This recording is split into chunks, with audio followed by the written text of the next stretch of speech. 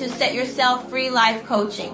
We guide women who are overwhelmed with being emotionally stuck to get unstuck, so they can reach new heights of their full potential. We believe that everyone has the power to create the life they desire, but sometimes we need a little help along the way. That's where we come in. We provide personalized coaching and support to help you overcome your obstacles and achieve your goals. Our coaching program is based on the principles of positive thinking and self-empowerment. We believe that by changing your mindset, you can change your life. We will teach you how to identify and challenge your negative thoughts and replace them with positive ones. We will also help you develop a strong sense of self-worth and confidence. Together, we will create a personalized plan to help you reach your goals. We will work with you on your specific challenges and provide you with the support and motivation you need to succeed. If you are ready to break free from the past and create the life you deserve, then contact us today. Please be prepared to be moved by our powerful keynote speakers who have triumphed over adversity, illuminating a path of hope and resilience. This event isn't just a gathering, it is a beacon of empowerment, a platform where stories converge to inspire. Together, we'll celebrate the strength in every woman's unique story, journey, fostering knowledge, empowerment, and unity. So let's get this celebration started. And before we start anything, we are going to start with prayer. I'm going to ask Miss Tracy Jefferson to please bless this event with prayer. All righty. Thank you so much, Cleo. Everybody could close their eyes and bow their head or lift your head. It doesn't matter. But Father, in the name of Jesus, Lord, we thank you. First and foremost, thank you for dying on the cross for us, Father. Thank you for allowing us to wake this morning. Thank you for the activity of our limbs. Lord, everything that's going to be done and said today in your name, we give your name glory, honor, and praise. I pray for each speaker. Let the words of their mouth and the meditation of each one of our hearts be acceptable in your sight, Father. Forgive us for anything that we could have done, said, or thought that wasn't pleasing in your sight this morning. And Lord, we will forever give your name glory, honor, and praise. We thank you for Miss Cleo. We thank you for this invitation for everyone that's being partaking of this event today. Bless their homes. In Jesus' name, Lord, we love you and we thank you. Amen. Amen. Amen. Thank you so much, Miss Tracy, for moving and inspiring prayer. And right now, I am going to share my screen with you all. Okay, here we go. Oh, maybe I can't share my screen right now. Okay. I think it might be due to me not. Go ahead, try it now. Let's try this.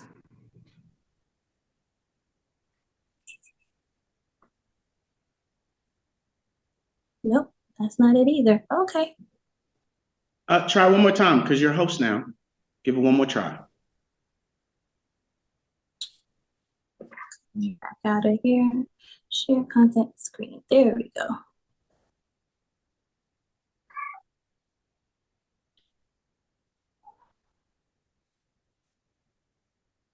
Yeah, you shared it. Yes, wonderful. Today, I implore you to join me on a movement to empower her. Who is her, you ask? Her is any female, regardless of age, race, ethnicity, or sexuality, that you will encounter throughout the rest of your life, who needs to be uplifted, guided, and not judged. Her is a 7-year-old girl who thinks she isn't pretty because her peers tease her about her physical features that she cannot change. Her is a young lady who feels fat and depressed because every time her mother sees her, she says, "You look like you gained weight. You've got to stop and take better care of yourself." When in actuality, it's clear that she hasn't gained any weight. While her mother means well, her tone is harsh and condescending. Her is a woman who believes she has to stay in a relationship to cater to her man, even though he comes home and shows her no attention and their relationship lacks intimacy.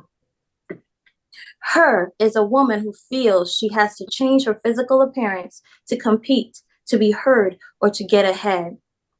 Her is the older woman who feels she has to dress and talk like she's 20 to stay relevant as she fears the natural aging process. Her is a woman who feels she has to use sex to get what she wants, even though it goes against her values. Her is a woman or teenager who feels she has to accept abuse, emotional, physical, and sexual because she has to protect her kids and doesn't have the financial means to leave her abuser. Her is the woman doing drugs and alcohol to hide the scars, emotional and physical, that she has inflicted on herself. Her can be you. Her can be me. Her can be your sister, mother, aunt, or grandmother. There are many hers, and I implore you today to take the time to listen to her story. I implore you to have conversations with her without judgment. I implore you to empathize with her and guide her on her journey to finding herself. Let's join together and empower her. Yes. So I would like to, wonderful. with that being said, I would love to introduce Miss Marcella. She is going to sing a beautiful song for us to take us into the next event. Hi guys. So I'm gonna sing a song. I'm not gonna do my original song yet. I'm gonna sing a song that I wanted something that kind of goes with the theme, something that gives a positive message when it comes to finding that power in yourself, that voice in yourself. So I'm gonna do this song that impacted me. So I thought that it would be cool to share the message through song. So let me know if you can hear me okay, all right? Yes. All right. Sound good. Can you hear the beat? Laugh, sister. Smile, sister. Laugh, sister. Pride, sister. Yo, pride, sister. Don't hide, sister. Show the vibe, sister. Little young girl, don't you cry. I know you're wise, but you've been fooled a few times. Feeling trapped cause you lost yourself, so you try to protect your heart.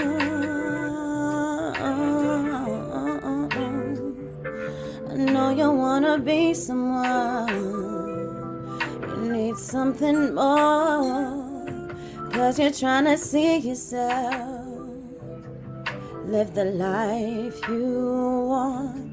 Young love, don't ever waste your life. I see that you're searching for peace of mind. Young love, I want you to value your life.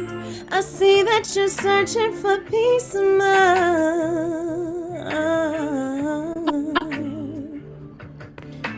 You gotta believe that that's what you want it to be.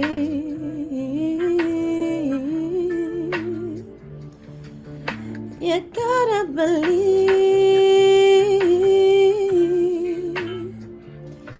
that's what you want it to be.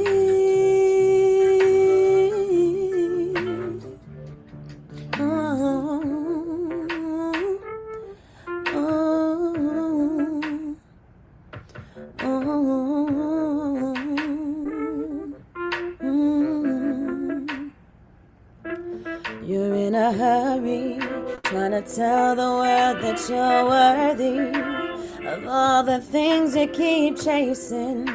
To know your heart is a brave thing. Baby girl, don't worry, trying to show the world that you're worthy of all the things you keep chasing. To know your heart is a brave thing.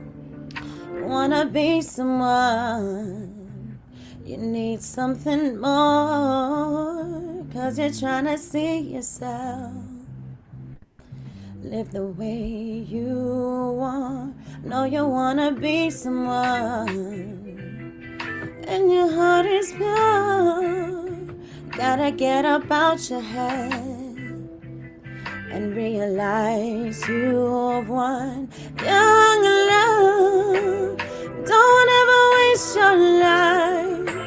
I see that you're searching for peace of mind. Young love, I want you to value your life. I see that you're searching for peace of mind. Young love, young love, young love. That's the song, guys. Yes. I love the message that she That said. was fire. I feel like she's talking to anybody who, who's in their head. So I really connected with that song, and I was happy to share that. Yes, I love it. Thank you. Wonderful. Thank you. You're Thank you. echoing. Yes, I know. I'm trying to figure out what's that all about. Oh, now you're not. Okay, there we go. Geez, guys, bear with me for a minute here. No? Oh my goodness. Can people hear me? Can you guys hear me? No? Yes, we can. Okay. Oh, I just want to say, Marcella, I thought that was your original song. That was beautiful. Really appreciate that. That's a Definitely song by bless my soul. Called Young Love. And I thought that it was only right because Cleo is the host. So it kind of just all went together. Thank you so much. Well, I love your little emoji guy. That's so cool. Are you in the metaverse?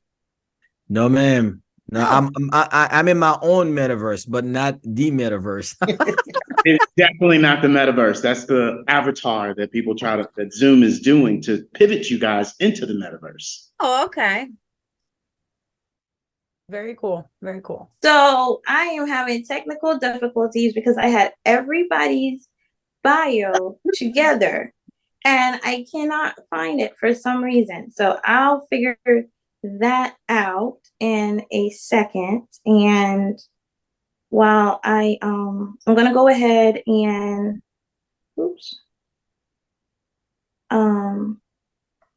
where is that thing? I apologize, guys. No worries. Look, it's all good.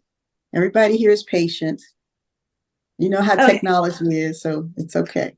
So I'm gonna have to find everybody's individual one now because I had it all in one document, and for some reason it's not there. I guess it didn't save. Oops. Check your messenger, please. Use that. Check your messenger I sent to you. Okay, thank you. So before, without further ado, sorry for the mishap. We just gonna keep this party rolling, okay? Coming up to speak, one of our first speakers is Miss Tracy Jefferson.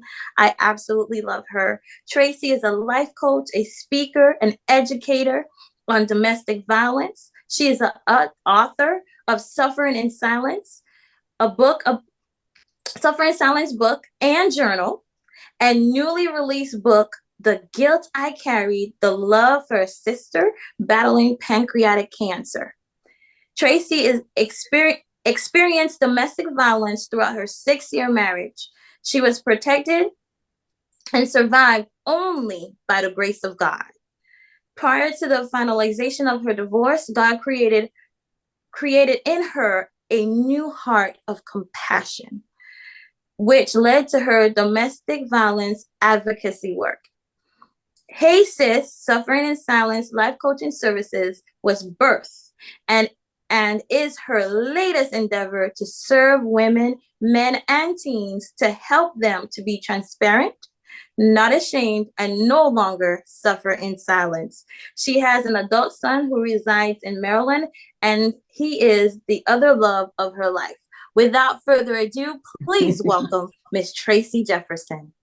Yay! Thank you so very much, Ms. Cleo. Thanks for that warm welcome. And thank you for allowing me to be a part of the Empower Her celebration. It's just the first of many, right? So I feel this is going to be a nation. It's going to be moving around. So thank you for allowing me to be a part of it. So like she said, I am a domestic violence survivor.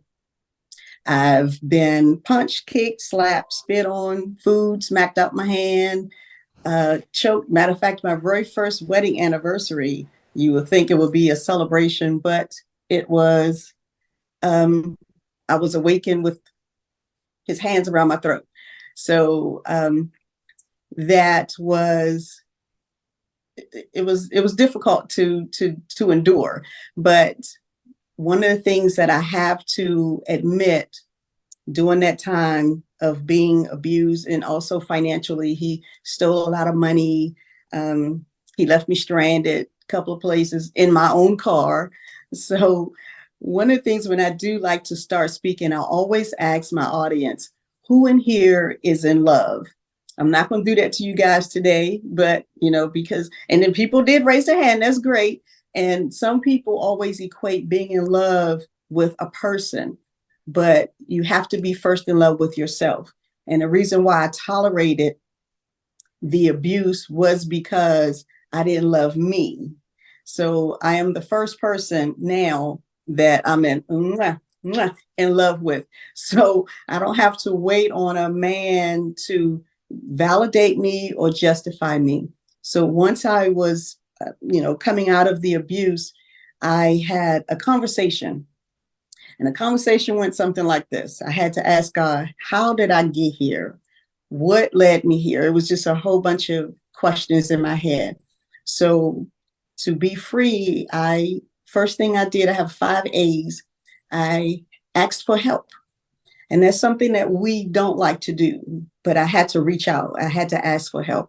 I got help from God, from my reading my Bible. And I even asked my son, I said, Steve, tell me some things about myself. And y'all be careful when you ask your kids stuff, because my son, y'all gonna hear me calling my baby. He's the love of my life. Well, he ran me down, and it took me about 3 days to stop crying because I didn't realize how much I was damaging him. So once I asked for help from God and my son, then I had to actually accept my role. I'm not a domestic violence. I'm not promoting it by no means, but that was the best thing that ever happened to me because it actually helped change me from the inside out. I was able to acknowledge some things that I did wrong. And then one of the other things I did, I apologized. I apologized to my son, and I mainly apologized to myself. And once I did that, then I had to adjust my attitude. You're looking at a person that wasn't always the nicest person. I was rude. I was, I couldn't beat him physically, but I could, say some words out my mouth, and they were very cutting. So once I, adjusted my attitude and, got myself together, then I was able to start the healing process from the inside out. And another reason why I wanted to heal myself was because of my son. When we have kids, we have got to put our kids first. And one of the things I'm actually told this young lady that anything that you permit or allow in front of your children, you're promoting it. So if you think about that, people learn to be a violent person. They're not naturally, abuser. It's learned. So if they're seeing it in the home, they're going to go to school and practice it. Then they become little bullies. Then they start doing, other things. So if we can take a look at ourselves, work on us before we think about getting into another relationship, think about what we're doing, think about what we want, who we want. And I have to admit, during that time, I didn't know what movies I liked. I just allowed him to control everything about me. I allowed him to control where I went, what I did.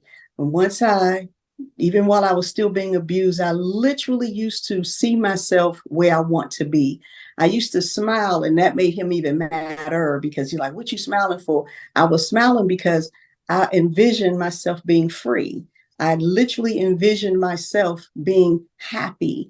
I envisioned myself being single and happy. I envisioned myself, I love flowers, so I would always take my mind to a bed of like tulips. That's my favorite flower. So I would just lay in the tulips and I could just see all the colors. So it wasn't always easy, but it became easy. And I'm not promoting it, but like I said, that was the best thing that ever happened to me. So once I got out of that, had him removed from the home, then I started the healing with me and my son. And then, so once I started changing my attitude, I actually started liking me because I didn't really like me. You'd be surprised how many people every day we function, but we're not functioning to our capacity. We're not 100% us. I was literally becoming a new me. There was not a period. I didn't die, but a part of me did die. And the part that died was the old Tracy. The new Tracy is a person that loves people. I love to help. I love to encourage. I love to just, embrace new things. And I learned some things. I learned how to paint. I learned how to make jewelry. It was so many things that I learned, and I was just like a kid in a candy store learning. And so another theory, the third thing that I actually did was once you come out of abuse, your nerves are kind of shattered. So sometimes you can hear a door slam and you jump, or your nerves is bad, and so I had to learn to calm down. I had to literally learn to find the triggers and stop them, because if I didn't, then the abuse was going to keep playing in my head. I couldn't allow the tape to keep going on and on. So I had to learn to calm down. Then I had to learn to be content. I've always had a man in my life. So once I learned how to be content, single, y'all, that's the best place. Oh my God, that's the best place in the world to be. I kid you not. So some people don't like to be single. It's okay. But I was at a place where I didn't have a choice but to be single. And the reason why I did that was because I had a son that was looking up to me. And I didn't want my son to develop any of those bad habits that that my ex-husband portrayed. I have a son that I want to grow up to be healthy. So being single, if that meant me being single and bringing me and my son's relationship back together, then that's just what I did. So I know I couldn't teach my son how to be a man, but I taught him how to treat a woman. Open a door for someone. When you're on a bus and a lady standing up, you give her your seat. So I taught him things that he can learn to, as he grew older. And then the last C that I did was I was confident. I learned once I had calmed down and I became content, then I was confident. I used to have to shop at a thrift store because, he stole so much money and he left so many debts around town that I had to, pay those debts. So I couldn't always shop like I used to. Then, I would go to a thrift store and find me a cute little, $2 blouse and some cheap pair of pants. I always had nice shoes, so I could, hook that outfit up. And you will be surprised at when you have confidence radiating from the inside out, you can make a $2 outfit look like $1 million. And one exercise that I learned to sit my shoulders up, perk my girls up. Sorry for you men out here that's on this, but when your shoulders are back and your girls are perked up, you hold your stomach and that chin is up. Don't be looking down. Put that chin up. That exudes confidence. And people would always say, girl, you look so good. They didn't realize the outfit was probably less than $10, but I didn't care because I wore it and I owned it. And that's what empowering her did for me. I empowered myself. And I hope that you guys could, learn to empower. Yes, what we went through was traumatic.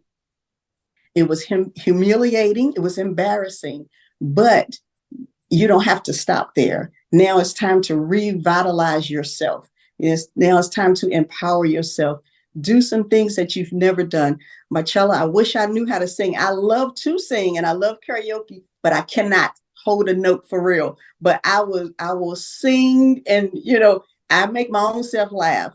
So that was something that I should do. I make reservations for one. I take myself to dinner. I buy flowers for myself all the time.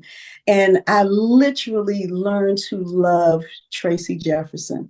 And I wouldn't trade that for the world. And I really hope that what I said or what I could do, if I can help anybody to learn to love themselves, that's the best thing in the world. You can't expect a man or a woman to love you if you don't first love you. And everything about me, someone might not like it, but I've learned to love it because one, God created me. If he wanted me to have big boobs, I always wanted big boobs. If he wanted me to have them, he would have gave them to me. But I found a solution. It's some nice bras with some padding on the side. Put them girls up. And it's just like having a boob job. But anyway, that's one of the things that I've always loved to have. I love to see women when they own their outfits. And I'm like, dang, she look good. And I learned to compliment people. That's something that I didn't used to do. I love embracing people saying, oh my God, you are so beautiful. And I can truly mean it. I don't say it if I didn't mean it, I wouldn't say it. But I love people now. I love the space that I'm in. And I love that I am a domestic violence survivor. So I am Tracy Jefferson. I am a domestic violence survivor. And guess what, y'all? I approve this message. So thank you so much. I'm almost out of time. So I want to thank you, Cleo, so very much for inviting me to be a part of the first Empower Her movement. And I look forward to everybody else that's going to be out here speaking. So my time is just about up now. Thank you so much.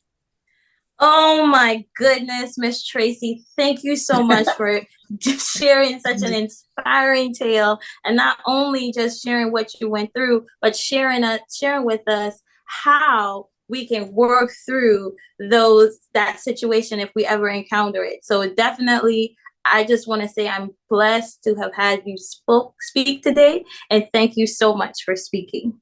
Now, ladies and gentlemen, I have another phenomenal speaker coming to speak to you all, and you are just going to love her message.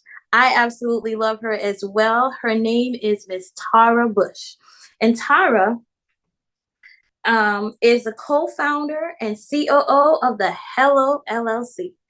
Tara has over 22 years of cooperative C-level experience and a wealth of knowledge and expertise in business, executive leadership, project management, marketing, systems, space planning, strategy implementation. Tara has partnered with and managed multi-million-dollar projects for top Fortune 500 companies, prestigious universities, and well-known sports teams around the world. Tara is passionate about innovation and creativity and thrives on pushing boundaries to bring fresh ideas to the forefront. As a leader, Tara is a steadfast advocate for integrity and creativity, and is driven by profound desires to help individuals and businesses create their own time investment by leveraging technology. At the Hello LLC, Tara is more than just a 3D marketing agency. Well, I don't think she's an agency, y'all, but oh my God, don't pay me no attention. She is a community committed to helping, building, and thriving together with integrity. The Hello LLC can either show you, teach you, or do it for you. That's what she does with the Hello LLC. They believe in the power of innovation to transform the status quo. In the spirit of abundance, Tara firmly believes that there is enough prosperity in this world for all of us to thrive together. She invites you to make that pivot because the future is already here. So without further ado, Miss Tara Bush. Yay! Well, thank you, Miss Cleo. First of all, thank you for the, brilliant introduction. And, yes, I am an agency at some days, and some days I am not. So, first and foremost, I want to give you so much love and props, Miss Cleo, for just who you are and bringing this community together. You know, we have known each other for less than 6 months, 8 months, something around that. And the impact that you're having is because you're taking action. And it makes me absolutely just, you know, David was, you know, we were talking yesterday, and seeing the community that is around us for taking action allows, you know, yourself to be able to take action. So I am just proud of you. I'm proud of you. I'm so, you know, grateful to Miss Makita, who was cruising through the metaverse streets one night. And as she was cruising through the metaverse streets, she stumbled upon the Hello LLC. And we were doing, I think, how-tos that night or something. And Miss Makita sat around and she says, you know what?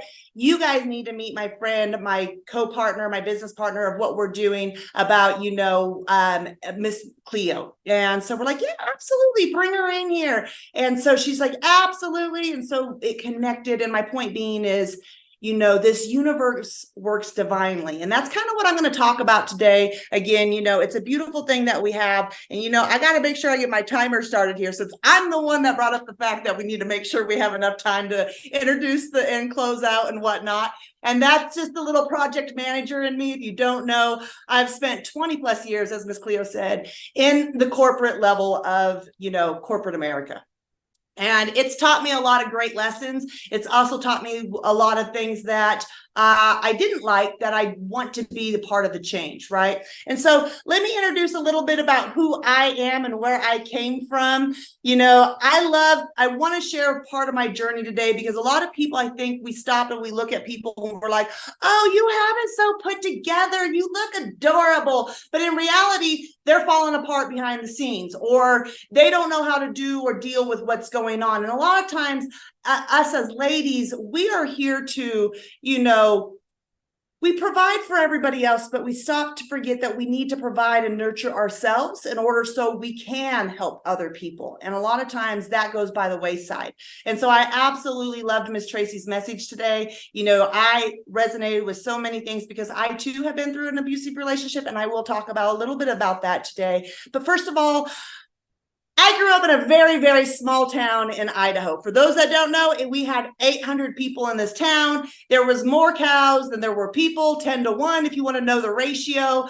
And I was the kid that didn't fit in. I went to a school that was very, very small. So as you know, from a small school, people are always kind of, you know, starting, there's the cliques that every school has. It doesn't matter the size. And I felt like an outsider. And the reason I felt like an outsider in the very small school that I went to school at was because I was from a town, we lived in a town where I was not born, but my mom and my dad were born and raised around that community. And so they moved away, came back with kids. And because we didn't have a specific last name that, you know, that was the prominent last name, people made fun of you. And if you can't tell, I'm a little different. You know, the purple hair, everything else. I've always been this way. And for so long, I have tried to do the fit in thing. And how many of us have tried to do the fit in thing? It doesn't work. None of us, we are born to be our unique individual selves, right? And so something that going to a school that, you know, I was made fun of, and people would, you know, make fun of me. I'm 6 foot tall, y'all, first of all.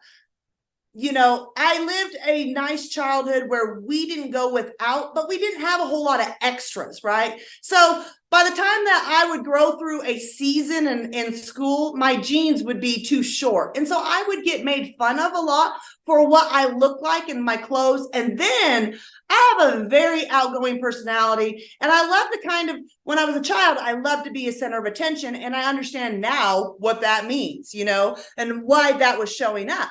But at that point, it caused me to be the brunt of a lot of people's jokes. So what happened in the course of growing up is, coupled with my father, who is, you know, my mom and my dad, but my father, who taught us kids, my brother and I, to be very self-sufficient. And mainly he taught his daughter, i.e. me, to be extremely hyper independent, to not depend on anyone to be able to help me to get where I need to go, especially a man. And I'm going to break that down for a second.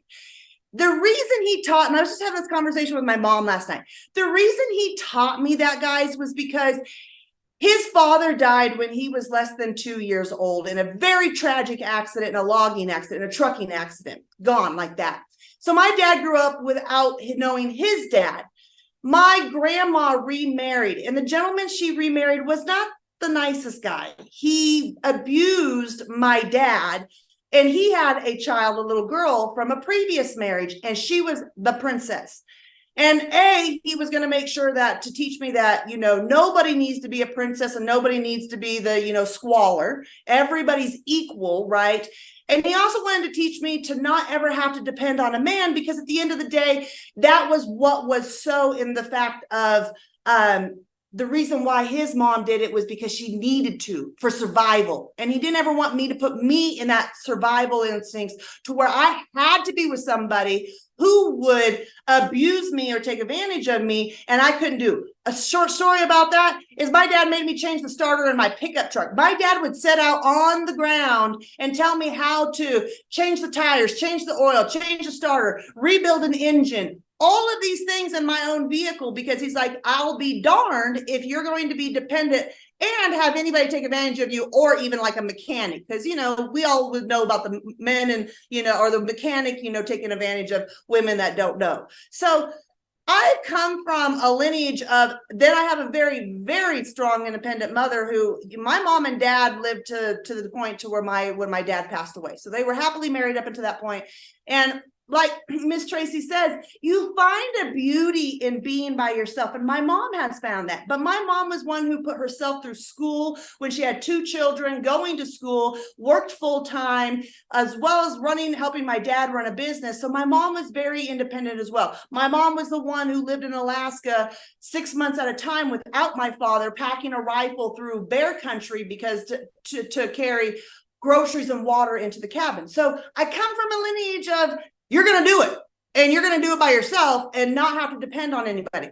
And so that set me up a little bit for some challenges, you guys, in life, because it didn't set me up. It just, what I found out now, and I'm learning now, is that I have the ability to be able to balance that. And something I want to share with you guys was 5 challenges that I faced in my life from an abusive relationship. I was married to a man that, verbally abused me, physically abused me, mentally abused me, and tried to financially abuse me as well. And that has also impacted me, along with a childhood, along with an abusive relationship, and into who I am today. And it's taken a lot of work, you guys, to understand who I was becoming because of the environment I was in, like Miss Tracy spoke about, right? You become that person that you're like, I don't like this person I'm looking at in the mirror. I don't love this person. This is not who I know I'm supposed to be. I'm not joyful, happy, loving. This is ugly. So challenge number 1 was feeling like an outsider, guys.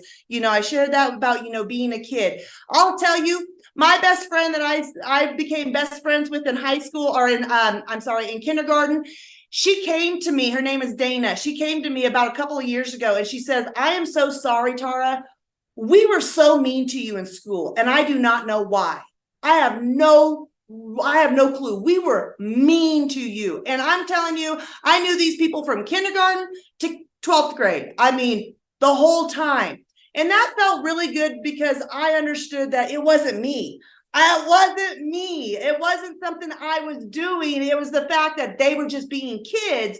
And what it helped was gain that tougher exterior, right? So, be yourself in that challenge. Number 2 was being taught to depend on no one. I love the fact that my dad made me who I am. My mom did too, and life has made me who I am. But one thing that I did get in the unbalance is the simple fact that I didn't understand that somebody would come into my life one day that I could depend on. And learning to navigate how to depend on that when you've been taught not to depend on anybody has been a serious challenge that I still work on this day. Absolutely every day. Number 3 was surviving abusive relationship. And I put relationships with an S in quotes because friendships. I mean, how many of us had one-sided friendships? How many of us have been taken advantage in business? I mean, we've been in business for 7 years. I can tell you that all day long, guys. So it's the simple fact of, I was abused and taken advantage in my last workplace that I left. When I left corporate America, that company, no. toxic, abusive. They did not give a rat's you know what about you. So number 4 was, how many of us have experienced losing loved ones in our life? I lost my dad 13 years ago, within 6 months to cancer. That was the quickest 6 months of my life. I love my dad. I miss my dad, but I understand now why my dad, went and moved on. And it thrusted me into a spiritual journey when my dad left, and when my dad left us on this earth. And then 2 years ago, David and I lost our best friend, our fur baby, our dog, Stony. And those of you have heard that. Obviously, you can tell it's still very real. That dog was a human to us, and we tragically lost him one afternoon. And I tell you, if that didn't thrust me into a further spiritual journey to understand really what's going on and why he was here and what he did while he was here, and just be able to know that I am so grateful for what he taught me. What he taught me as an animal that could not speak to me, but he showed me unconditional love, which taught me to love myself. And so the biggest thing that I've learned out of grief is grief's going to happen. It shows up. It's the funniest, weirdest thing you'll ever, go through. But in the heart of it, guys, it's a part of life, and it teaches us if we will allow. And I want to say this, is I learned that when you lose somebody that you love like that, like my father, it's not we're over, we're done. Oh, all right. I'm not sure. Okay. Sorry. David's sharing something and it scared me for a second. But it's not that, my journey with, my dad is done because he's gone. It's our mission is complete. And I just wasn't expecting our mission to be complete that soon. And so it's something of how I've had to learn and look at things in order for me to understand how to get through that. And then next was the last challenge was mental health struggles. We all experience it. And as women, we challenge ourselves, or we struggle with the simple fact of we have to be everything to everybody else. And that's not the case. We struggle with anxiety, burnout, depression, just exhaustion, everything, because we sit here and feel like, I got to do and provide for everybody. And if we don't realize stop, provide for these, as David and I like to say, you take care of these 2 thumbs. You take care of these 2 thumbs, and these thumbs can help other people. But if you don't take care of these 2 thumbs, you're not going to get anywhere. You're going to be so exhausted, burnout, and deprived in life. And I can tell you, I attest to that because I've been through that, through toxic relationships, abusive relationships, toxic workplaces, all of these things that we all of us ladies, everybody in this earth has experienced, but we don't have the tools to be able to navigate that. So in short, as I wrap this up, because my 12 minutes are coming to an end, is be grateful for what you guys have. Appreciate the people in your life. If you don't always tell them, it's sometimes hard because we don't appreciate ourselves. Lastly, say thank you to those that are around you and the people who help you, and be grateful. Number 4, give back to your community to make a better world. And number 5 is to be authentic, guys. Be your authentic self.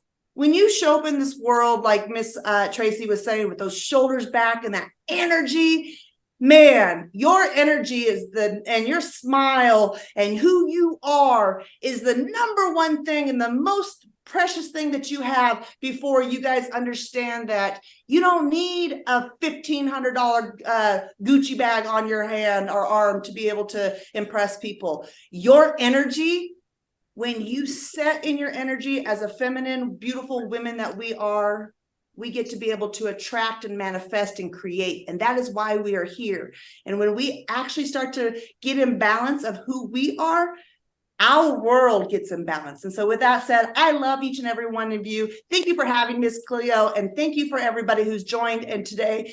And I will say this, last but not least, I'm more empowered because I get to speak and share my story, as the fact that I get to learn from amazing other individuals and hear beautiful people speak and come together. So with that, back to you, Miss Cleo. I love you and thank you so much.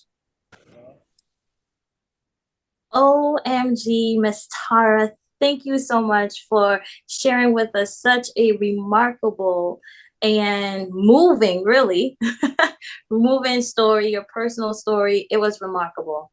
the way you worked through all the things that you went through, but most importantly, how you said it to empower us all. I really greatly appreciate that. I appreciate you. I absolutely love you. And I don't know. How do we come back from such a moving speech? All you guys are so phenomenal. You, Miss Tracy, I don't know.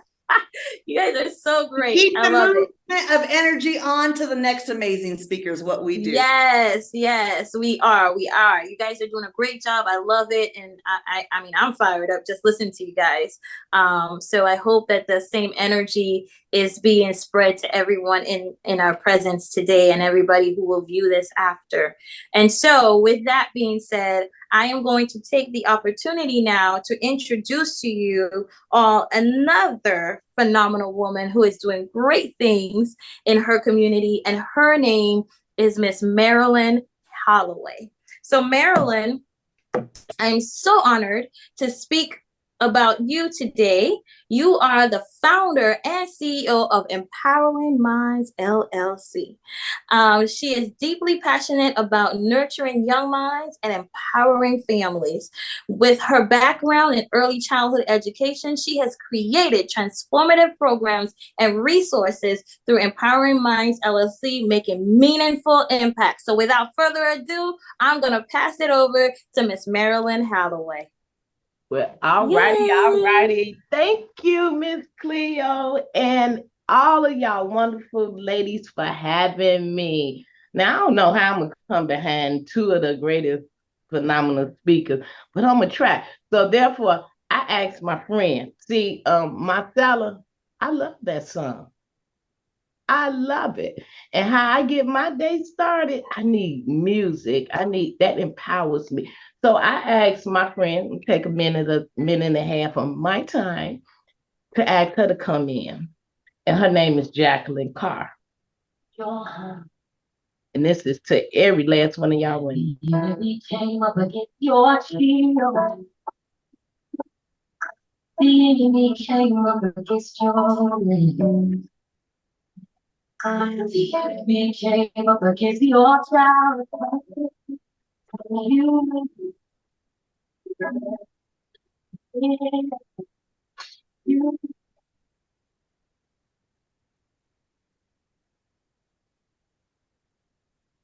came up against your we came up against your fight. We came up against your fear. We came up against your fear.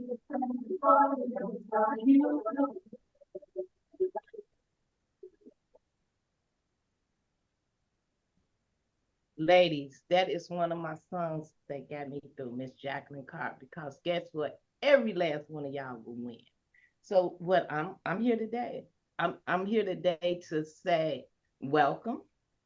I'm here today to say, guess what? Your selling season is over as of today. Your selling season is over.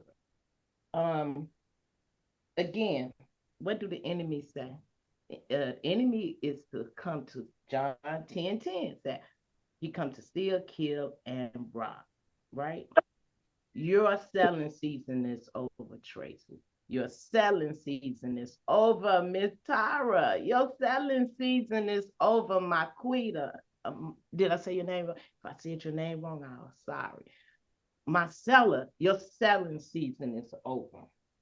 Why? Because God said, he said, the devil come to steal, kill, and destroy, and he come to give us life and life abundantly. So I hold on to his word, and his word said he cannot go back void. So you know what? And God said, put us in remembrance of his word, right? So that's what I had to survive. Yeah.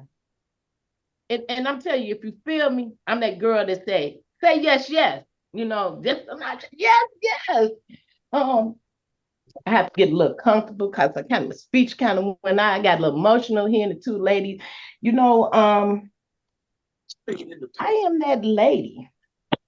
I am that lady that comes from that balance relationship.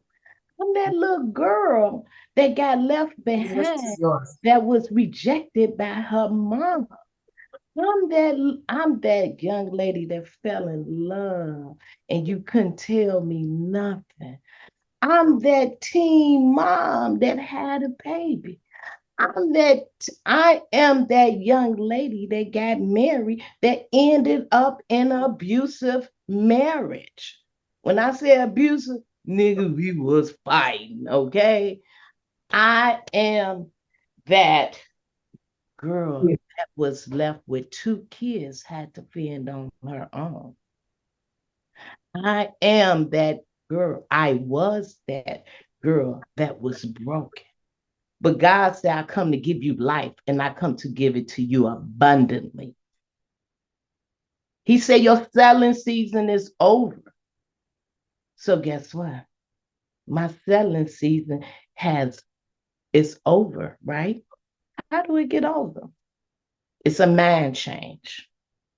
It's changing your friendship. It's holding God to his word. What did I do? I said, I want to be different. I hear a lot of us talk about we had our kids motivated us. I had 2 at the time when I was going through abuse. I was married, my ex-husband, God bless his heart, he no longer here with us, but the man put me through, we went through hell. And guess what? I'm not here for one thing on how to elevate. We have to take ownership. Now that I'm older, I look back on it, it wasn't all his fault because I wasn't right neither. Because I was like, I take a licking and kept on ticking. I come from that era that what you don't know won't hurt. So all of those things, it really helps. It really hinders us for leveling up. We have to have that mind shift.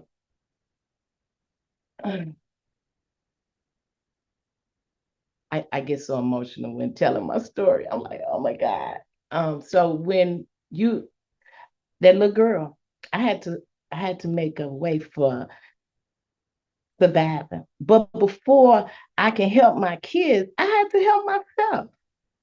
I had to get my mind right. So what is some of the things that I did? I had some good friends, and they were some believers. I ran to the church. I ran to the word of God. And when I put God first, everything else fell in place. Help me keep up with the time because I did not, I'm kind of going off script, Okay, so help me keep up with time, get so emotional. We know that when surviving, I told you I had 2 kids I left behind. I had to provide for them. So that encouraged me to have a voice. I was that girl that had 2 kids with a limited amount of education. When I said a limited amount of education, high school diploma. We can't do nothing with no high school diploma in these days. We're not with 2 kids and I have to pay bills. So, I said, I want my kids to have opportunity, but I wanted opportunities too. So that caused me to get involved with my community, right?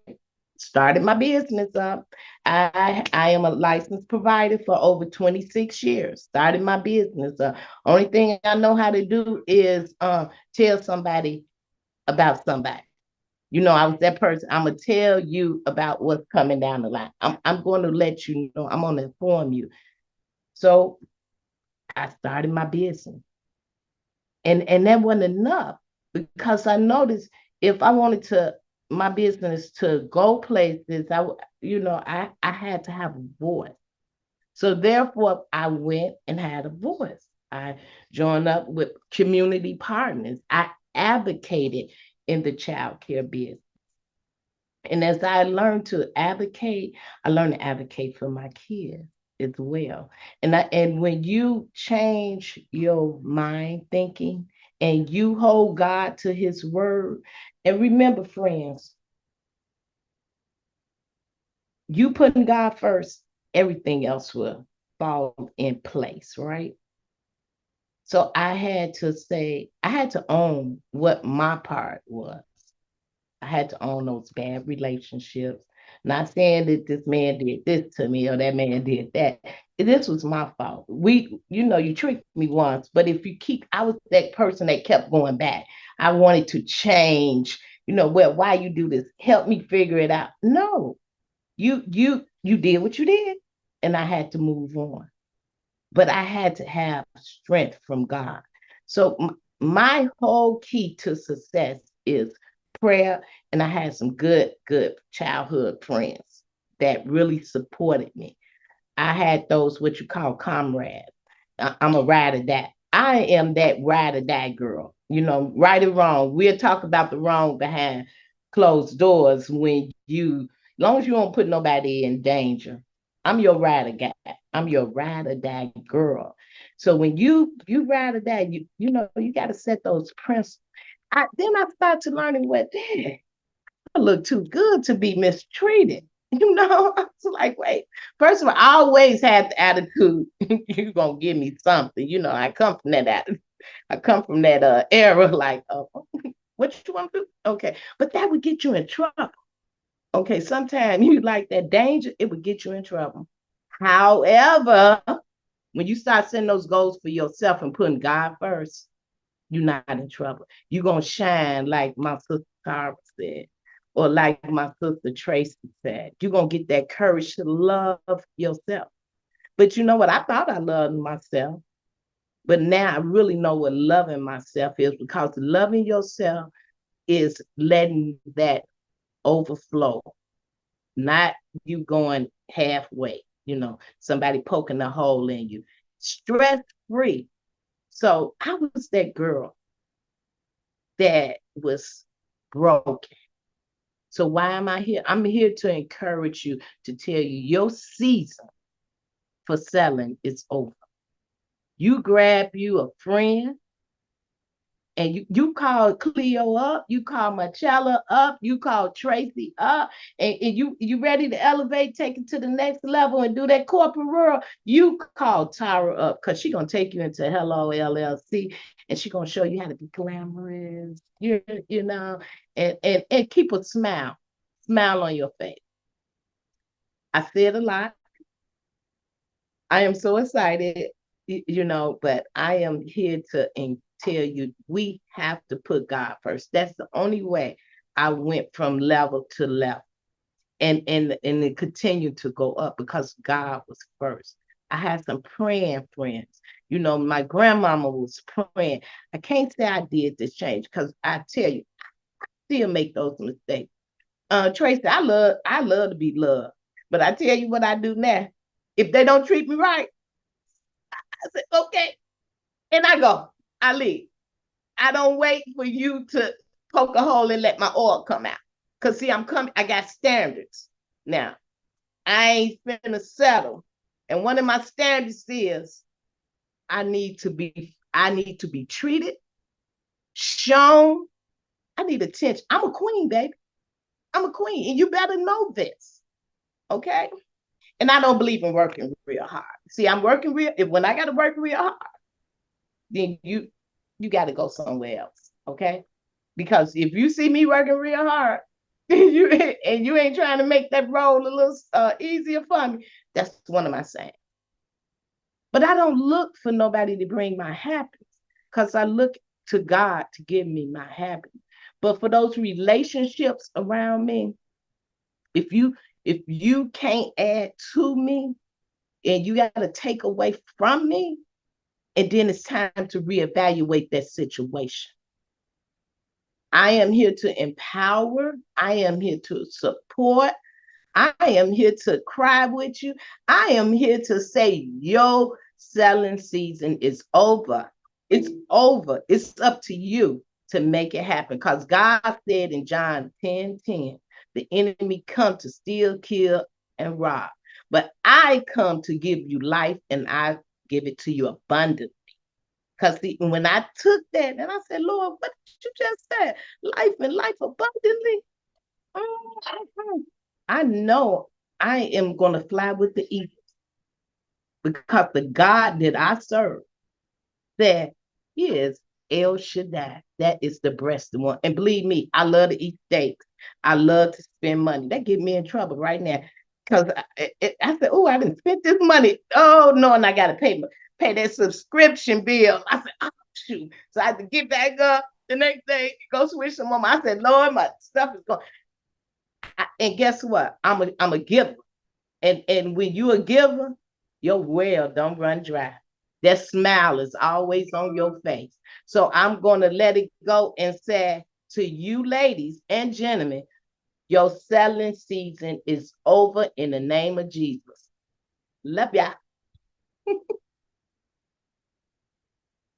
Yes, Miss Marilyn. Thank you so much for that moving speech that you just gave. Yes, our silence is over. There's no reason for us to continue to suffer in silence. And I love how you said it, put God first. Absolutely. Great job. Thank you so much for sharing such a moving testimony today. And I know that we are all, like Tara said, the energy has shifted, girl, and it's just getting hotter and better. It's just going. So I love it. You guys are all phenomenal, sharing great things. So I am going to give you guys a teensy bit of a break. So if you need to get up, and shake, stretch your legs a little bit, run to the restroom and come back. We give you guys a little 5-minute break. And if you're not going to go anywhere, I do have something to share as well. Okay. So let me go back to sharing my screen with y'all. Let's see. Hold on. Here. Oh, get out of that. Back.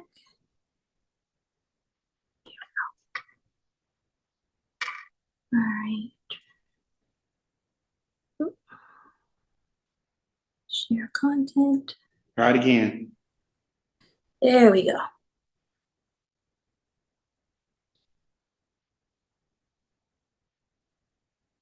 Okay. Cleo, is that Michelle Obama in your earrings? Yes, honey girl. I gotta channel my girl. Hey. I love Michelle. I love me some Michelle. So I am going to share about suffering in silence. I am a woman suffering in silence, showing up every day as a mother, a sister, an employee or employer, and many other roles while not attending to or healing from my trauma. Contemplating suicide in silence more often than you think I am. The only thing that keeps me from taking action to end my life are my kids. I don't want them to suffer without me. I wasn't always this way. I was once happy and full of life, but a combination of traumas took me to this point in my life. I have experienced loss and every type of abuse that you can think of. I was abused by people close to me and people not close to me, abused by people at work. I dare not speak about it because I know that telling the truth will destroy lives. I dare not tell the truth for fear that my abuser will hurt me or my children, so I suffer in silence. I dare not tell the truth for the fear of losing my job, so I suffer in silence. Unable to deal with my pain, I decide to take a self-destructive path. I turned to alcohol and sex as my pain relievers. I drank to numb the shame I felt for having sex with men I didn't care about. Having sex with these men made me feel foolishly in control, when in fact I was numb and most definitely not in control. Numb to my pain, feeling helpless because I lost my voice long ago. My biggest violator was not my abuser, but myself. I betrayed me. The moment I stopped believing in myself and stopped living in accordance to my values, I betrayed me. How I thought about myself, the things I said to myself when I had flashbacks of my mistakes and my abuse, the thoughts these thoughts created a feeling that I wanted to get away from, and I thought of ending my life. I don't have a plan. It's just thoughts that come up every time that I'm feeling sorry for myself. Then I think of my kids and I find the strength to pull myself through, because the reality is I don't want to die. I don't have to suffer in silence. I'm tired of being on this never-ending ride of self-sabotage and self-destruction.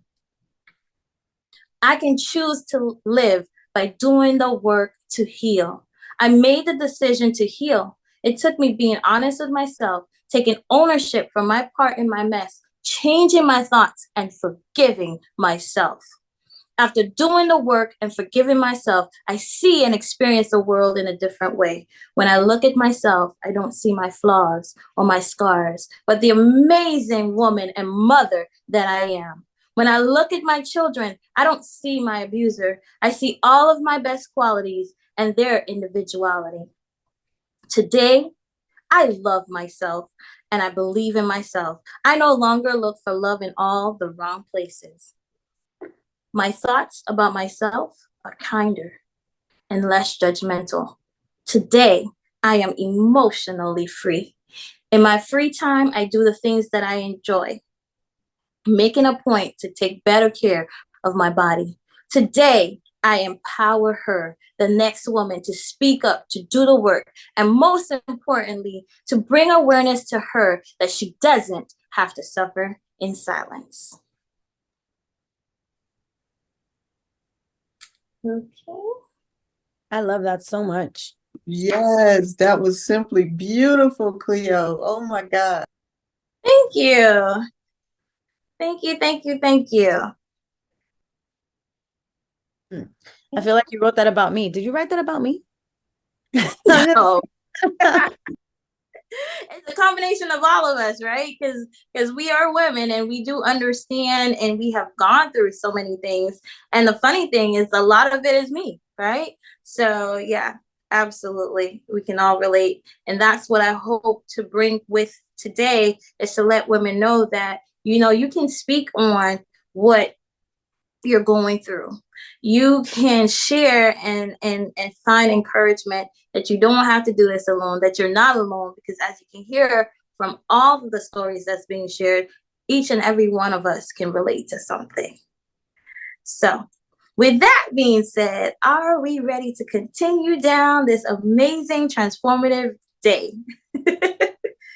I am super excited to bring to you all another phenomenal woman who will be speaking to us today. If I could get back to where I had all the stuff. There we go. So, ladies and gentlemen, I am pleased to introduce a remarkable woman that I had the pleasure of recently meeting, who is absolutely phenomenal. Her name is Marcella Pimentel. Did I say that right? Okay. Oh, I said it right. She is a professional singer, songwriter, performer, recording artist, new land wholesaler, jack of all trades, Miss Fix-It, auntie, student of life. She wears many hats. Having sung with a multitude of bands for 10 years, Marcella covers a wide variety of genres, gracing stages all across the United States to international venues. With vast experience performing at weddings, corporate or private events, clubs, and restaurants. Her performances are well-rounded and complete, whether she is with a full band or serenading as a one-woman show. And we know about that because we heard that beautiful place today. What? Okay. So in addition to her musical success, she has overcome many of life's battles, most importantly, the internal war with self, which we all know can be a constant struggle and never-ending learning process. She's here to share how she's lost and found herself through life's trials and tribulations, ultimately finding her voice and now using it to inspire others on the same journey. Miss Marcella Pimentel. Thank you, Cleo. Thank you, everybody, for sharing everything that we've been sharing. Everyone's been super vulnerable. And it's important to do that so that other people can also connect with, you know, those deep points that sometimes we don't normally share. And I just thank you all for putting yourself out there. And Cleo, most importantly, for creating the space for us to be able to do that. So thank you, thank you, thank you. Thank you for having me. Thank you for inviting me. Just thank you. I'm super grateful. So let me put my timer on. So I'm going to share my story on how I'm currently finding my voice again through self-discovery. I like to consider myself a garden. So you'll hear me say that a lot. So I'm a garden, right? And I need to be healthy in order to grow and to bloom flowers. And I didn't know what kind of flowers I had in my garden. So I didn't know how they needed to be treated. It turns out I had a lot of weeds in my garden from bad seeds, and I had to weed my garden. So what were my main issues that I dealt with that sometimes, you know, I still see come up, but now I know how to deal with them differently. My main issues were negativity, just negativity. It would come from comparison, self-doubt. I would feel like a failure. And then all of these things made me realize that I didn't have self-love, self-worth, you know, like no self-care for myself. So I was completely selfless in not the positive way, like, oh, she's good for others. Like I had no love for self. And then that cultivated this negative self-talk that I would always just have with myself. So I started having these cycles of just downness where I thought it was my inner me telling me that I'm not happy with this, maybe I need to change it up. So I would change things up, and I realized that even in changing things up, I would still have the same issues that would come up because I wasn't really getting down to the root of those weeds. I was just getting on the surface, you know? And I noticed that a lot of these cycles when I started feeling down would be when I'm not being productive, or like I was bored with monotony or whatever it was. So I would try to change things up, but again, these same issues would keep arising. I would be feeling like I didn't accomplish enough. I didn't feel like I was enough. Then I would also feel like I wasn't capable of doing better. Then that would make me feel down, and then that would make me lazy. I would procrastinate. And then it was like a cycle of like wanting to be better, but then I couldn't get past the negativity telling me that I couldn't be better. So it's crazy because anybody on the outside wouldn't necessarily know what I was going through on the inside. Because on the outside, I'm all like, oh, happy, you know, I'm a happy person. And that's ultimately what I want to be, right? So that's how I would act. And it's almost like putting up a wall. You don't want people to know what you're going through inside, right?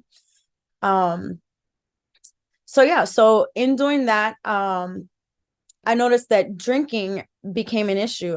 And honestly, drinking to me was a major catalyst for the downfall, but also for like the uprising of my change. Like Miss Tracy said, that domestic abuse, although it wasn't a good thing, it was the best thing that happened to her because it made her kind of bloom into a new flower, right? Or like I like to say, I'm a little naturey lady. I'm in like in a cocoon phase where I'm turning into a butterfly. So I'm taking all of these things, all of these new things that I'm learning, and I'm spreading into a butterfly, right?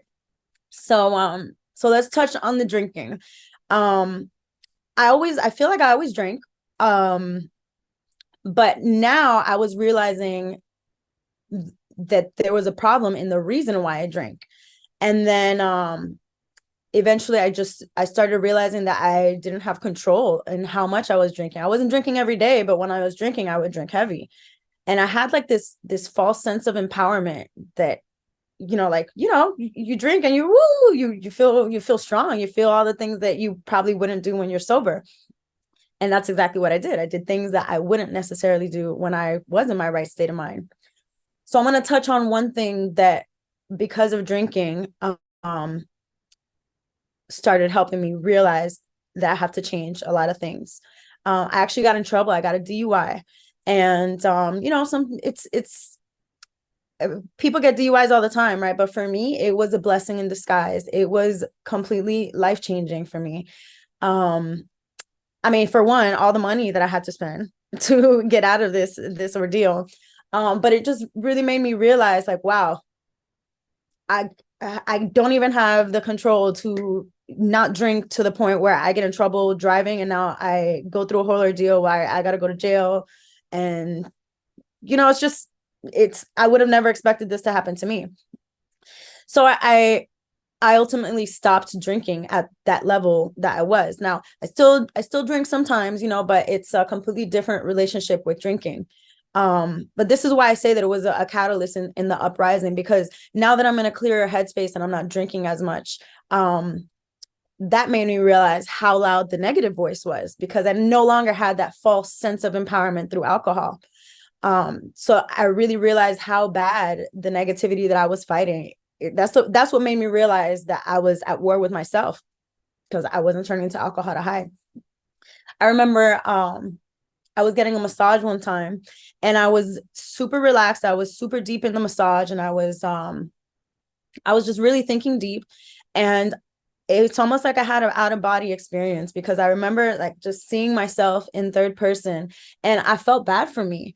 I felt bad for what I was doing to myself, or what I had done to myself. And I felt like as I'm looking at myself, I felt like I was just like I had a shadow over me, like I was blocking myself, you know?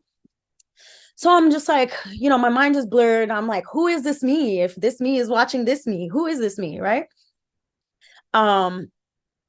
So it got to a point where the negative voice, I was fed up, because they were loud. They weren't allowing me to see clear. And even though I wasn't hiding behind the inhibitors of like alcohol and stuff, I was still struggling with the negativity. So I tried to be positive. I tried to, you know, I would go online and I would see things, try this, try that, try this. And nothing was working, because I was so negative to myself that I was basically wired to tell myself, like, no, it's fine. Just like, no, you're used to being this way. Just be this way. And again, that's that war with myself, and I would let my head win the battle. So I tried new routines, but I wasn't disciplined enough to stick to them. So again, that made the negative thoughts even louder. And now I still felt more of like I'm a failure to myself, because I'm trying to get better, and I'm still fighting myself, and I'm still losing, you know? So I got to a point where I said, you know, this is enough. Something's got to change. I'm only getting older, but I'm feeling stuck in this cycle of like self-sabotage. I still wasn't getting to the roots of these weeds in my garden. So every time a pretty little flower tried to bloom, that weed would get right to it, and the flower was dead. So, you know, I was just wondering, like, how did I end up like this if I wasn't like this? But then I look back in hindsight, and if I was never really truly internally happy, then what was I doing, you know? So I have a group of girls, one of them who is in here today, Janelle, where we kind of would always try to encourage one another, but we would end up, each of us, in the same cycle where we would be good, and then, oh, I'm down again, you know? So it was just like, we want to help each other, but then like we need help, you know? So we started having different conversations. I started having different conversations.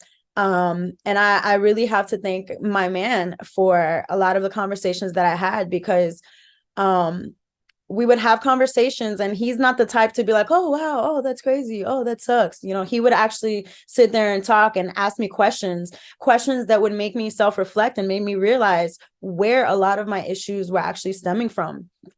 So I started having a lot of realizations, but just realizing where my issues were stemming from was just the beginning. I actually needed guidance on how to clean my garden. So I found myself kind of, I wouldn't say in isolation, but I kind of just separated myself from all of things that weren't good for me, that weren't in this path that I envisioned myself on. I started reading some books, and I discovered why my brain would automatically resort to staying negative, because that's what it was used to. My brain was like, no, you're changing. Oh, no, we're good here. We like this comfortable. We don't want to work. We don't want to do the work. But the enemy was like, no, we need to do this. This is the hard part. This is where the discipline and the self-love comes in, because if you love yourself, you want to be better, right? One of the books that I read, Atomic Habits, it basically talks about how to change little things without, overwhelming yourself. But one of the things that it said was you have to envision yourself.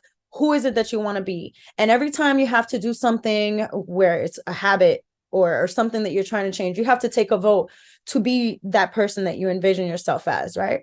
So when I would be sitting on my bed doing nothing, and I know I have a whole list of things to do, I have to take a vote to be towards that person of who I want to be, right? So I started feeling more capable of shutting down that negative voice, because that voice was basically like a little kid that didn't know better. I had to teach that voice because it was just used to doing what it was doing. So that thought in itself, it made me be more patient with myself.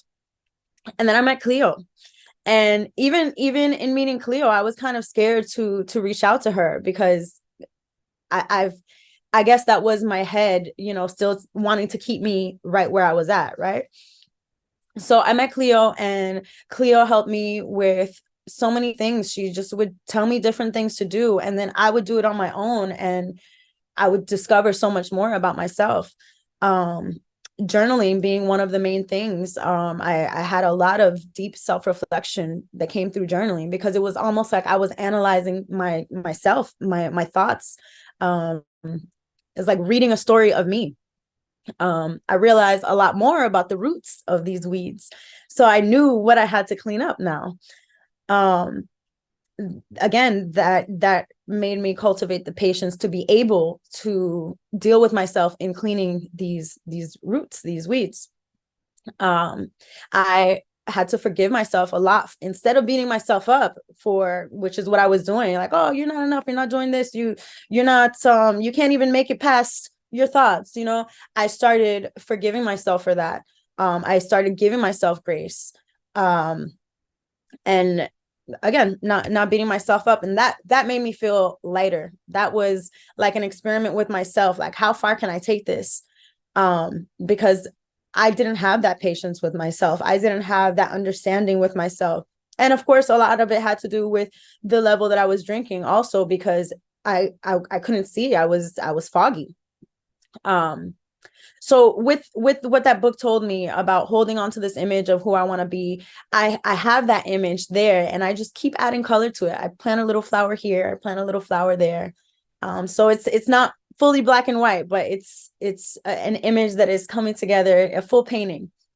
But now, just in this simple change of mind, like change of mindset, things are happening, and I feel like I'm no longer like in motion in a cycle. I feel like I'm in forward motion, and that makes me happy, because that's progress. I feel like I have, hello LLC, Tara, the thumbs.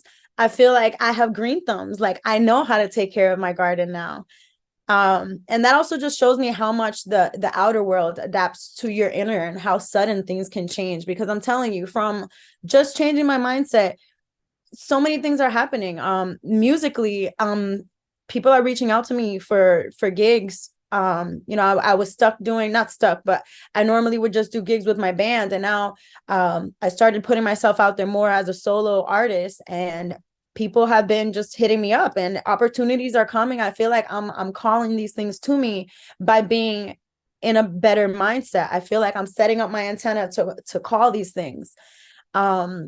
I just recently started a business in land, and I can hear my negative voice coming up a little bit, asking me like, am I doing the right thing? And then I sit there and I realize that voice, it's just afraid, because it doesn't know. I don't know fully what I'm doing yet. It's new. And that fear sometimes causes procrastination, because part of me is, a little comfortable where I'm at, right? But the thing is that now I understand how to listen to that voice. And again, that patience is where it plays a part there, because now I understand it. I know how to nurture it. I have a different way of reacting to the voice. I study it. I find out where it's coming from. And understanding it allows me to either give myself grace or give myself the push wherever I need. So I'm still working on me. Obviously, I will never stop. But now I have a better understanding with myself, and I believe I'm capable. I'm not stuck in this, self-sabotage mind process where I'm just like, no, you can't do this, you can't do that. And I see firsthand what's happening today because of me changing my mindset. And I'm so grateful for the people around me who have empowered me and who have allowed me to remember who I am, and just have shown me some light so that I can follow the path. And that's where I'm at now, and that's my story.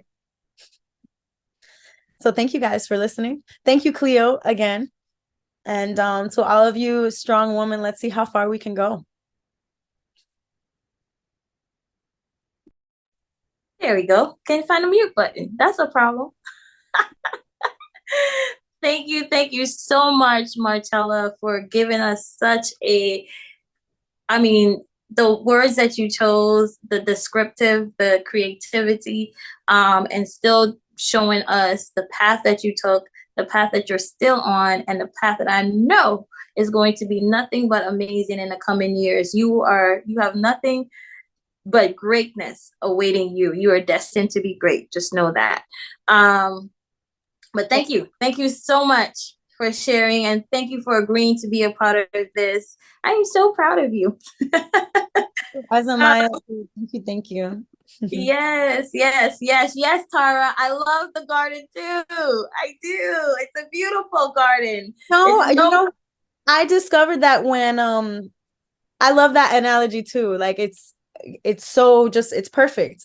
I was journaling, and I can't really remember exactly how it was that I came to it, but I was journaling about something about, like your childhood, and your childhood is your roots. And that's where I was like, oh man. And then I just kept going with like, as I was going through my life and I was journaling about it, I'm like, yeah, I'm a tree with like, I'm a garden, so I just like, that's me. So thank you. I love that you guys like that.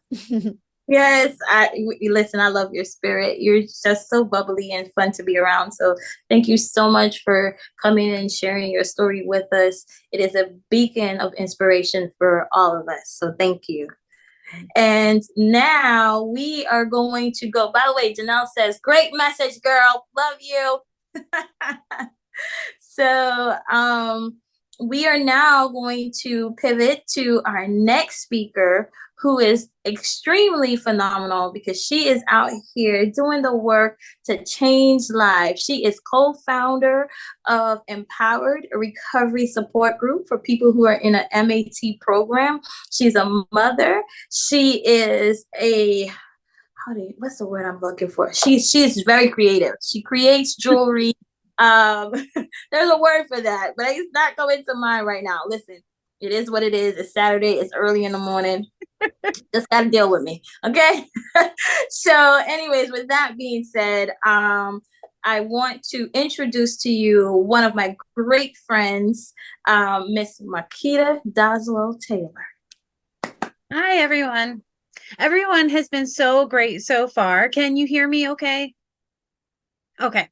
Well, my name is Makita, and I would like to talk to you all today about substance abuse, and more importantly, those who are using substances.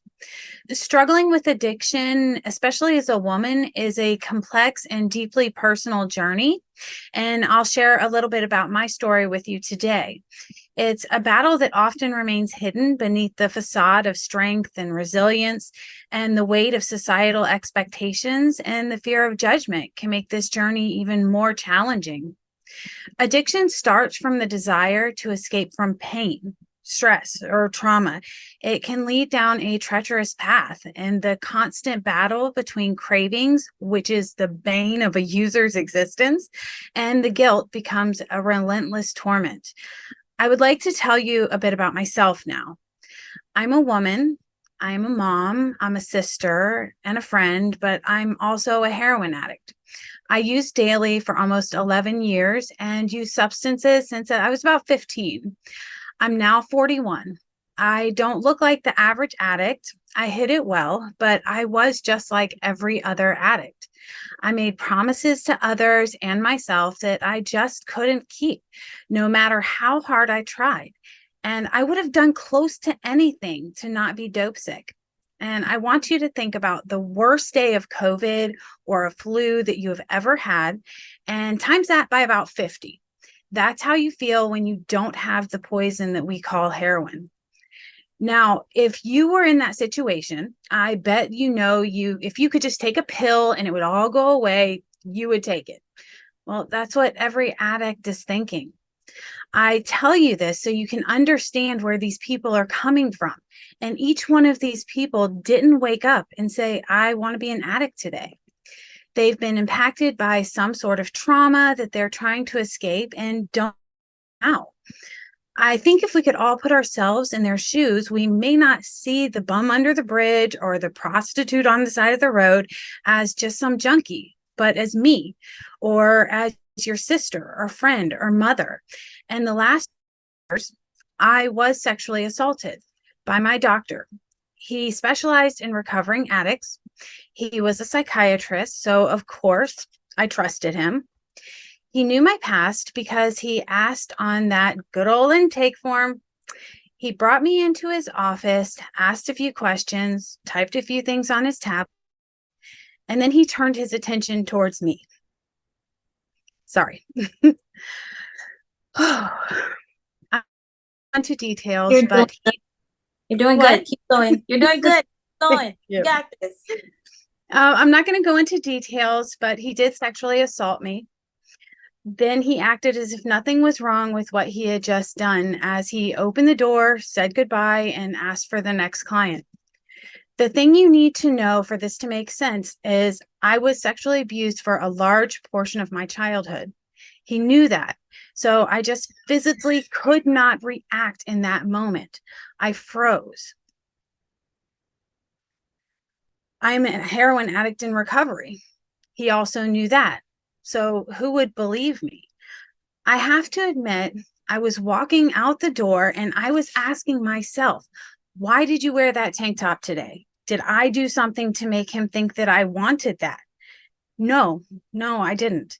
And I would later find out that he not only assaulted me, but it was a normal thing for him to do. I myself never went back to his office, but I did not speak up, not for another year. I found out by watching the news that he was doing this to other women.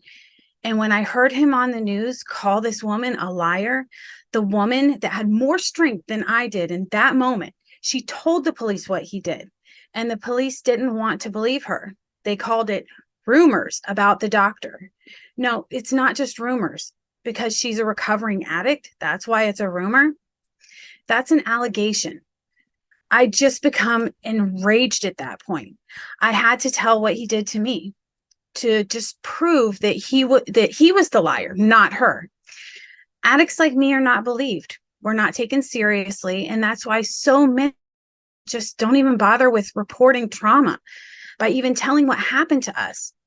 What if it were your mother, your sister, your friend who was not believed because they're just junkies? They probably are lying. And then even if they aren't, who cares?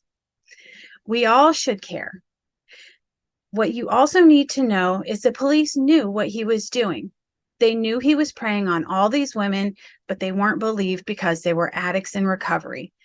They were not to be trusted, and this predator preyed on that. He also made sure that 100% of the women he assaulted had childhood sexual trauma. This doctor preyed on women who were not in a place emotionally to handle the trauma that he was putting them through. I wasn't.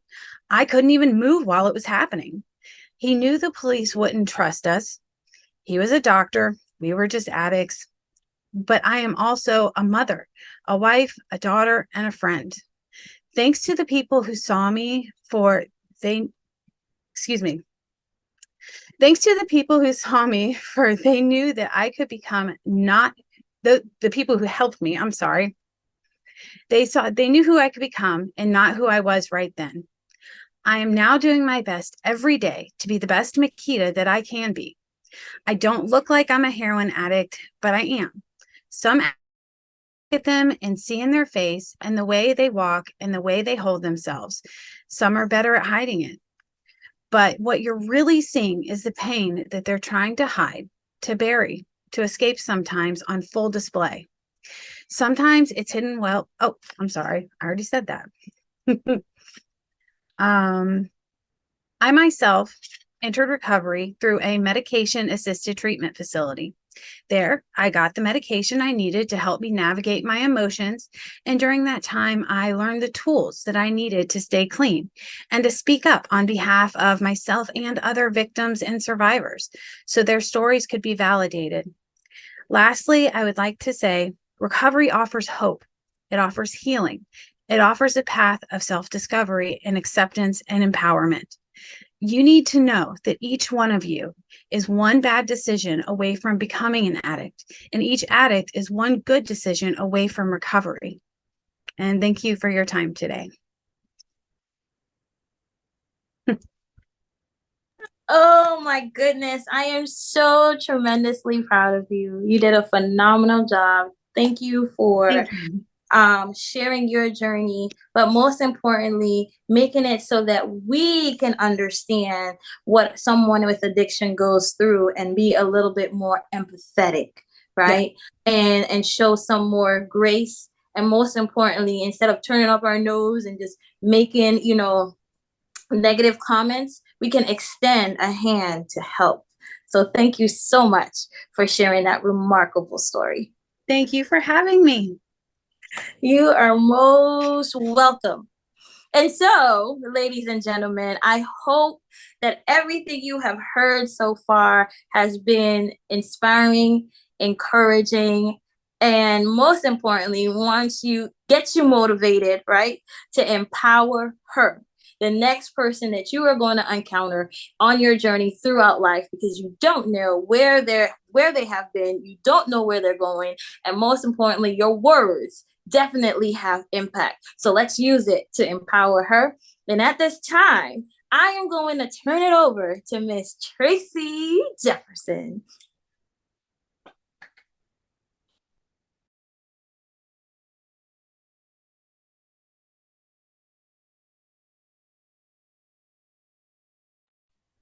All right. Can you hear me now? Okay, great. Okay. Oh my God. I kind of feel like, this is the highlight right now. So, okay, Tracy, you better not mess this up. All right. Person I'm going to introduce, Miss Cleo Michael. You see, I had to put my glasses on for that one. Is a U.S. Virgin Islander who moved to the United States, where she obtained her bachelor's degree in psychology and sociology.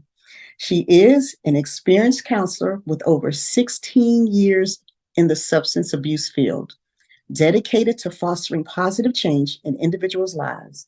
As a co-founder of Empowerment, a recovery support group, and an owner and CEO of Set Yourself Free Life Coaching, she is passionate about guiding individuals toward emotional liberation and personal growth.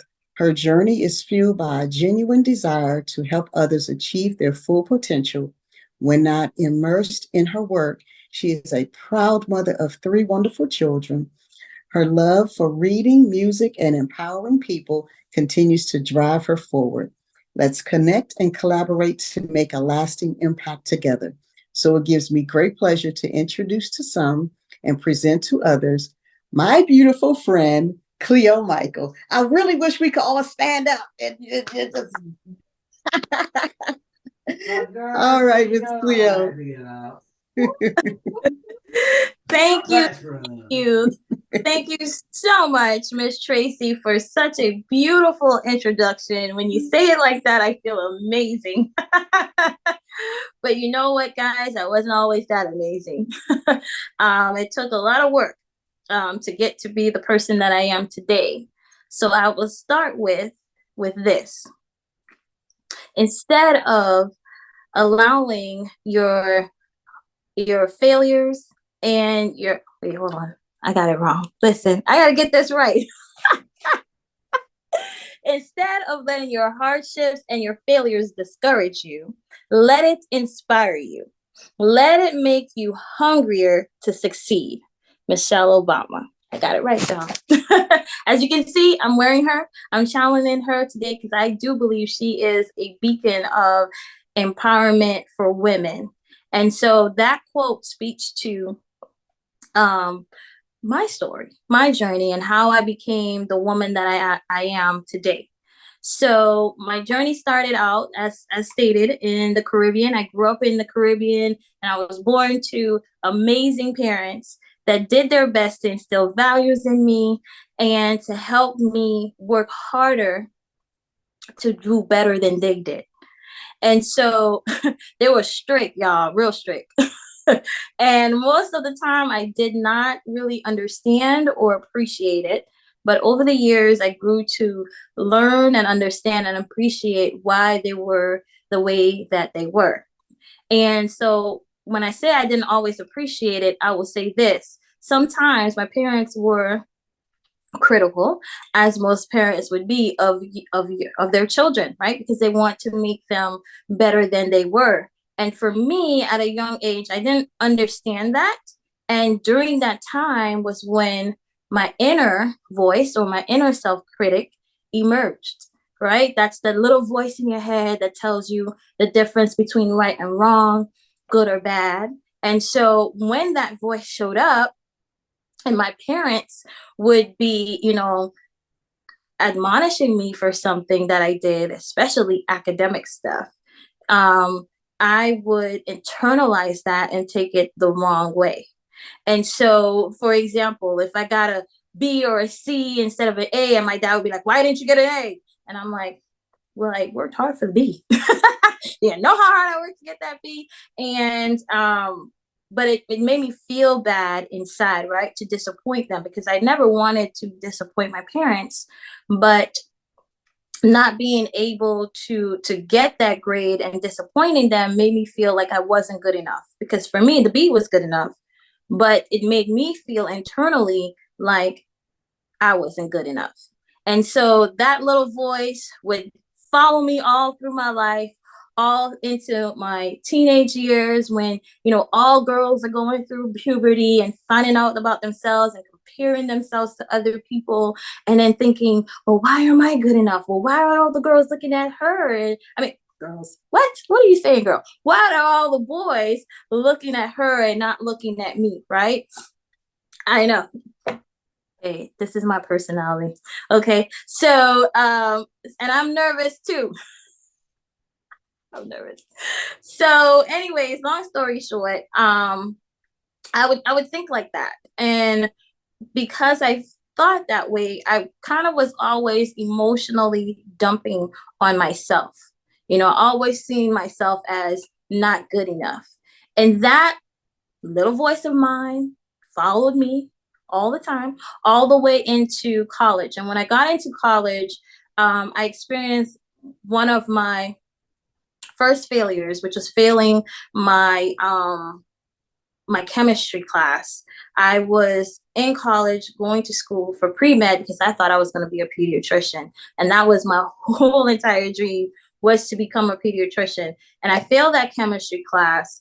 And when I found out that that was going to stay on my college transcript, that even if I took the class over, it would stay there, in my mind, I branded and labeled myself as a failure. I didn't think, hey, you can take the class over and do better. No, I just kind of felt like, this is hard. This is difficult. I failed at it. I might as well quit while I'm ahead, because if I can't do chemistry and it only gets harder, I might as well quit while I'm ahead, because I dang sure ain't going to do good in calculus. And I honestly was not a math person. I hate math. So I said, you know what? Let's take the easy way out. And that's what I did. So I quit. I switched my major. I went into psychology because that wasn't a challenge for me. I knew I could get all A's in that. So I went ahead and switched my major, and I graduated college. But of course, I wasn't living up to my potential. That wasn't my goal. And in the back of my mind, I still wanted to work in the medical field. So I went back to school at some point in time because I was experiencing some financial stress and I need to make more money. So I went back to school to become a nurse, even though that's not what I really wanted to do. But in my mind, I thought if I became a nurse, then I was still working in the medical field and I was going to get more money. And so I went to school. I went to nursing school. That was difficult. I worked full time and I went to school full time. And what ended up happening was I graduated.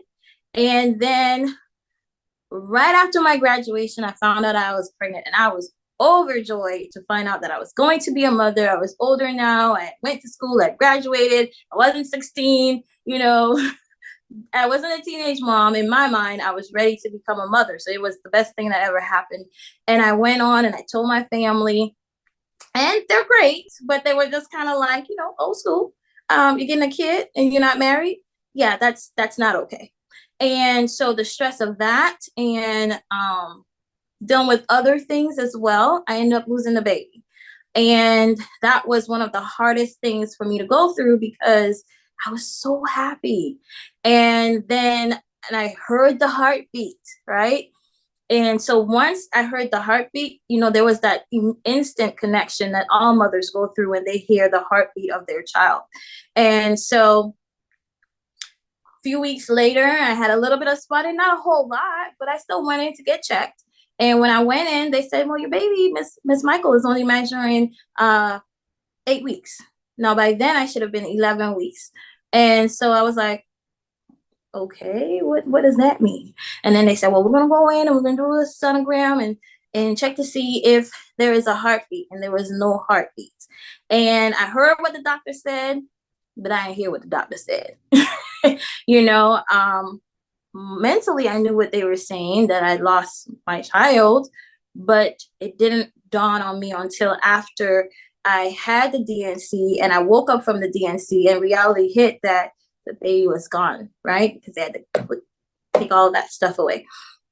And so once that happened, I really started to go downhill because before, as I said, I already had started to develop those feelings of being a failure, and I lost my baby. I failed my chemistry class. I lost my baby. And then I was scheduled to take the NCLEX because I just got out of nursing school. And I went to take the test. And I shouldn't have. And I failed. And so now it's like back to back in my mind, failures. And so I went through a period of just existing is what's the best way to say it. I existed because I showed up every day. I did all the things that I was supposed to do, but I really wasn't happy inside behind closed doors. If you saw me, you would think I was. You would think I was like the greatest. And I was a counselor too, right? I was working with people every day. So yeah, I kind of knew how to hide it very well. And but alone at home, I wasn't that happy person, or how can I say, empowered or even enjoying life as I should person at that point. And to sum it all up, those are some of the issues. But to compound that, I also had throughout this time experienced being in unhealthy relationships. I've experienced abuse, emotional, physical, and sexual. And I think sexual is probably the worst thing that you could go through, because it's not, in my case, it wasn't my choice because it was my first experience. But anyways, long story short, you live, you learn, and you get over it. And so, and when I say get over it, not get over it in a negative way, I mean, you learn how to put it into perspective and not allow you to keep yourself stuck. At that time, all of these things together, loss of a baby, abuse, unhealthy relationships, working on jobs. I can relate to Tara, where I experienced emotional abuse in the workplace. And that really happened to me on my last job. And but I was already on my journey to finding myself when that happened.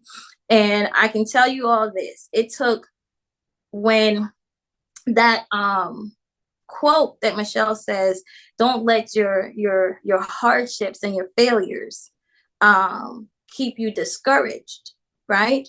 Or exhaust you, because that's what it did. I was discouraged and I was exhausted. But there came a point when that exhaustion came to be too much for me. And so I had to work on myself. I got to the point where I was tired of being sick and tired. And I had to do, as all the women say, the work on myself. I had to take ownership and responsibility for where I was and not sit on the pity party, because there was a point where I was sitting on the pity party and I was like, woe me, poor me. And I experienced self-doubt.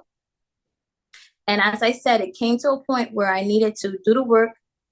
I needed to take responsibility. I needed to forgive myself, okay? Because at some point, I let myself down and I wasn't living my purpose. I was not created to be down and depressed and hopeless, because I did get to that point at some point. And so, to sum it all up and bring it full circle, I had to do the work. I had to be honest with myself. I had to change my mindset, because how I was thinking was not working for me. I didn't like where I ended up. And so this, y'all, took time. It didn't happen overnight.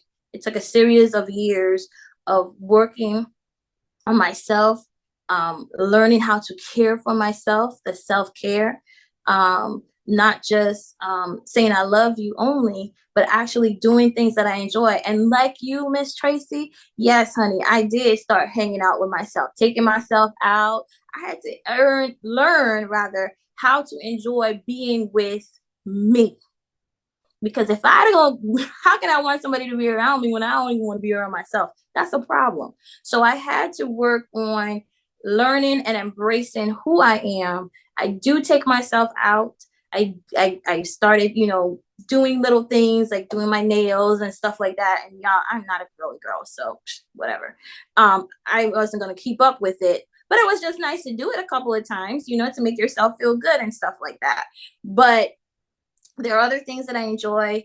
But I'm telling you, it feels really good when you can go out and you can enjoy your own company. And for me, it's peace of mind, because I have 3 kids. They drive me crazy as hell. So I need to have that time to myself so that I can distress. And last but not least, I was able to persevere. And that is making sure that I nurtured who I was and continue to nurture that every day. And like I said, because I did the work and I was able to kind of stand in my own purpose, when I got to my last employment, and they really, I accepted a lot at that place, to the point where it's affecting my family. It come to a point where I just had to say I'm enough. So I got up and I told them, thank you, but I know my worth. Goodbye.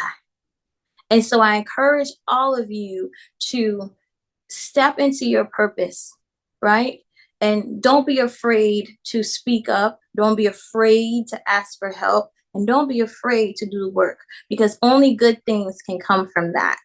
And in closing, I can say that my story isn't over. There's many, many, many more chapters to come. Okay. And my goal is to live every day working in that purpose and to make sure that I continue to add chapters until I die, so that when I die, I live behind a novel, a legacy that is to be reckoned with. So thank you for listening to my story. So with that being said, I am the host, right? You are. I was about to mute myself like somebody else was going to speak. So at this point in time, ladies and gentlemen, I just want to say thank you to all of the speakers. And I would like to, before I get there, anybody else have anything else to say? Because the next thing I'm going to go into is you phenomenal ladies all have a business. And I would like to give the people who would listen to this, if they want to talk to you more, if they want to work with you, to know where they can find you. Okay. So any last stuff, and then I'll move into that. No? Okay. Well, Miss Tracy, you're up. Where can we find you? You can find me on my website, which is www.guidedbywisdom.net, or you can find me on Facebook under Tracy Jefferson, and Instagram on Tracy Jefferson. Thank you so much. Yes, Miss Tracy is a coach, and she works with women. Yeah, go ahead. You tell them, girl. Okay. I know if you wanted me to say all that. Okay. Of course I do. Yes, I am a life coach. I am certified, and I have a business called, well, it's Jesus Life Coaching Services, and I have a parent and as a parenting coach, and I have a program that is strictly for mother and sons. And even though I know I am a woman, I did raise my son, and I do believe I did a great job. And I want to help other parents with their sons, and mainly for domestic violence. And it don't even have to be for domestic violence. We have a lot of kids right now that are just being disobedient. And in my program, I literally teach the parents some things and the kids things. We talk about grooming, table manners, the difficult transitions from 12 to 19, from 20 to 25. So if you're interested, or if you know anyone, please, hit me up. I would love to help them. And you can reach me again under Jesus Life Coaching at gmail.com, or you can do my website, guidedbywisdom.net. Thank you so much. Thanks, Cleo. Thank you. You are most welcome. Marcella, where can we find you, sweetheart? You guys can find me on all of the social media platforms: Instagram, Facebook, LinkedIn, YouTube. All of them are the same. It's Marcella Music. I think you see my name under there. So just like that, Marcella Music. And on my website, marcellamusic.com as well, which I'm working on. As soon as I get this new release out, it'll be up and running. But that's where you can find me. Now, when is your new release coming? Do you know yet? See, it was supposed to happen yesterday, but I ran into some technical difficulties. I'm still waiting on the song to be, after you record the song, they need to mix it and master it. So the engineer is taking his sweet time, so I've had to, that same patience that I'm using on myself, use it on others. But as soon as I do get it back, I'm going to submit it for distribution, and whenever they give me the green light, it's out. So hopefully before Thanksgiving. All right. I'm gonna perform that later, so so you guys get to hear it before it's out. Yay! Oh my gosh, exclusive. I'm excited. I can't wait to hear you. So let me move this along so I can hear you, girl. Okay, Keita, my girl, tell us, where can we find you? Yeah, so I make jewelry, and I pulled out a few of my favorite pieces so you can have an idea of what I do. So this is one of my bracelets that I made. I make all kinds of handmade jewelry. One of the necklaces that I've made. Oh, it goes like up this way. There we go. Things like this. And here's one more I'll show you. And you can find me at my Facebook page is hold on, I'll tell you exactly what it is. It's Keita's Tailor Made Creations, and you can just message me there, and I post all my stuff there. And some of the proceeds goes to me and Cleo's support group for those in recovery, and so you would be helping fund that as well. Thank you so much. And now, Miss Tara from the Hello LLC. Can you tell us how we can find you, sweetheart? Absolutely. You can go to thehellollc.io. It's on my the other Hello LLC profile down there. But if you guys want to join and jump into Metaverse, it's one of many things that we do. But you can go in there and you guys can experience it from your phone, your laptop, your iPad. So don't think you have to have special equipment to do that. Go in there, hit the live event or the Hello Plaza button, and it'll take you right in there and you can go check it out. But who am I? What do I do? I transform lives. I help people pivot. And that's really because at the end of the day, I understand systems, I understand business, I understand marketing, I understand social connection and Web3. And I really understand Web3 and where we're going. And so does David. And so at the end of the day, we help businesses pivot. And most of the time, businesses can't pivot if they don't have a foundation. So more often than not, we're helping people set up their foundations and getting ready to make the pivot. And that's really something that we do in whole. So if you're in your business, you're struggling, you need some help, book a 30-minute free discovery call with us to ask us any questions, anything, doesn't matter. All we ask is if you book our time's valuable like your time, and we all value our time. So let's just show up for each other. And if you're not interested, just say, not interested, it's cool. But the biggest thing is to how we can then empower what we're doing on a daily basis so we can empower the community around us. And so with that, Ms. Cleo, thank you. TheHelloLLC.io. And for anybody who's wanting to know all these Miss Tracy's, Marcella's, Makita's, Marilyn's, myself, Cleo's, all that, I'm putting them in the chat as you list them off. So if you guys need them, just jump out in the chat and grab them. Thank you, Tara. Great job capturing everything. I was seeing it going through and I was like, yeah, girl, that girl she is good. Oh my gosh, I love you.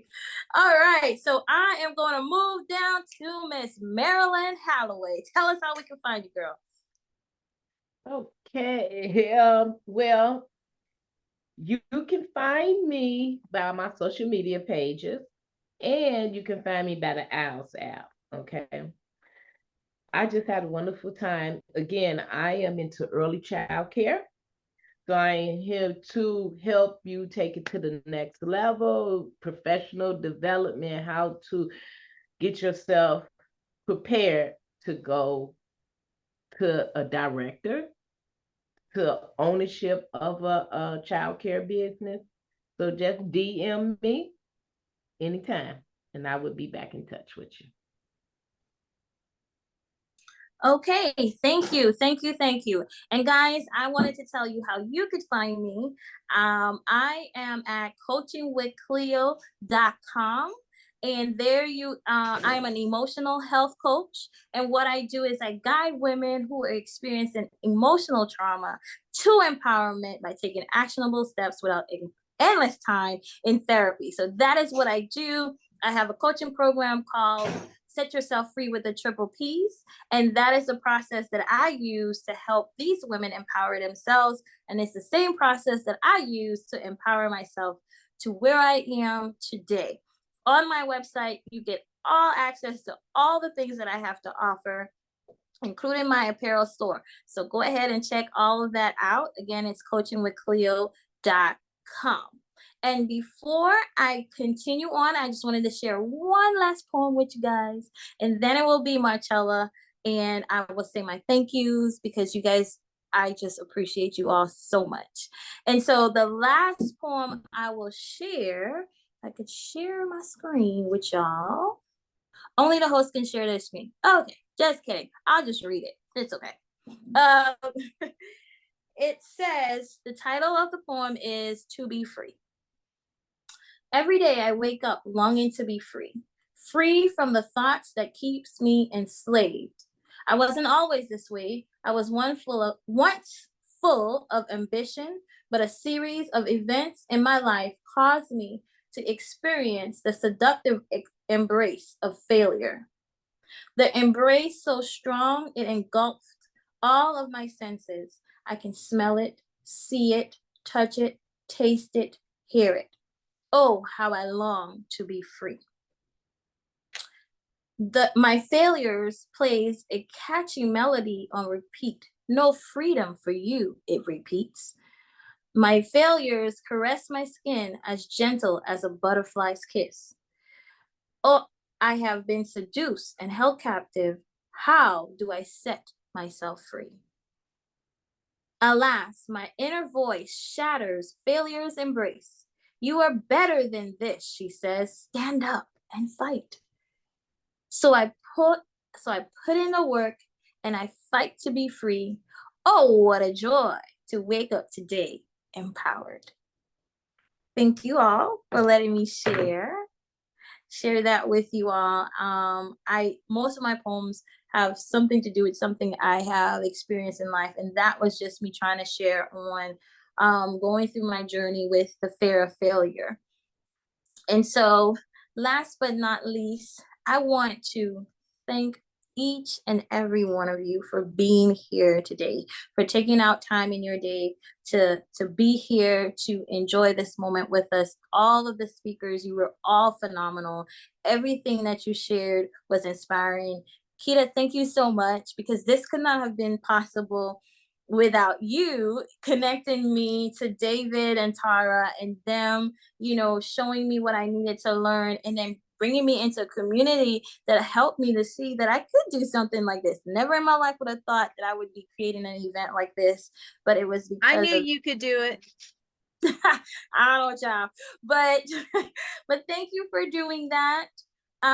Thank you, Miss Tracy, for always being there and always being supportive and always encouraging me and always picking up the phone every day to talk to me, to bring sunshine into my life. I love it. Marcella, you are a beautiful young lady. I see myself so much in you. In fact, I swear I was you at some point. And I wish I could sing, child, but I can't. But I enjoy listening to you. Keep doing the work, because you have nothing but beautiful things to come to your garden. And I want to say, Miss Marilyn, thank you for always being there. Thank you for sharing your story. Thank you for letting us know that we do not have to suffer in silence anymore, and we have nothing but elevation to come. I appreciate you for giving that story. Tara, I can't see your picture or profile right now, but I want you to know you are a phenomenal woman. I love the energy that you always bring into any space that you're in. It's kind of hard not to be perky when you're around, and not to be playful as well, because you just bring an amazing energy and spirit to everything that you do. And most importantly, you're always kind. So thank you for that. And thank you for being here and sharing. Did I miss anybody? As far as the speakers go, I hope not. But Makita, I love you. I think you're phenomenal, and I know that you have wonderful things coming. You don't know it yet, but guess what? You at the tip of the mountain of excellence, and I'm gonna push your ass off. So you gonna get there. So you gonna get there, okay? Will and David, thank you all for being here, for coming up, for being gentlemen, and coming into the space to even encourage us and be present and support us on this journey. And to all of the listeners that came in and joined with us, Miss Annie, thank you for being here to support Miss Tracy. You sound like an amazing friend for her to trust you with all of that. That means you're an incredible woman. So thank you for doing that. And thank you for being here to continue to support her. And all the other people that came in, Miss Janelle, Miss Chella, thank you so much for taking time out of your day. Chella is another lady who I absolutely love and adore, because she also encourages me and pushes me and helps me to even see potential sometimes that I don't even think that I have.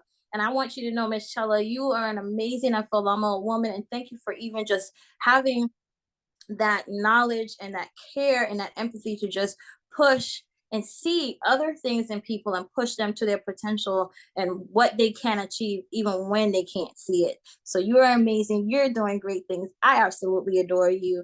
And thank you for always encouraging me. Again, thank you to everyone. Again, this is my final thank you. I promise. This is my final thank you, but it has been an amazing journey and an amazing time to be here with you all. And hopefully I can do this again. And I am now going to turn it over to the phenomenal Miss Marcella Music, because guess what? She is going to take us out with an exclusive access to her brand new single. I am so excited and I can't wait for it to be out, but I'm super excited that we get to hear it first. Thank you, Marcella. Thank you. Thank you.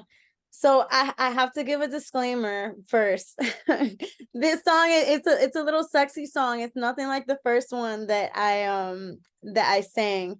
But it is empowering in the sense that, excuse my language, but you're that bitch, like I'm that bitch. So that's what this song is kind of trying to portray. So let's go. It's called Can't Even Blame You.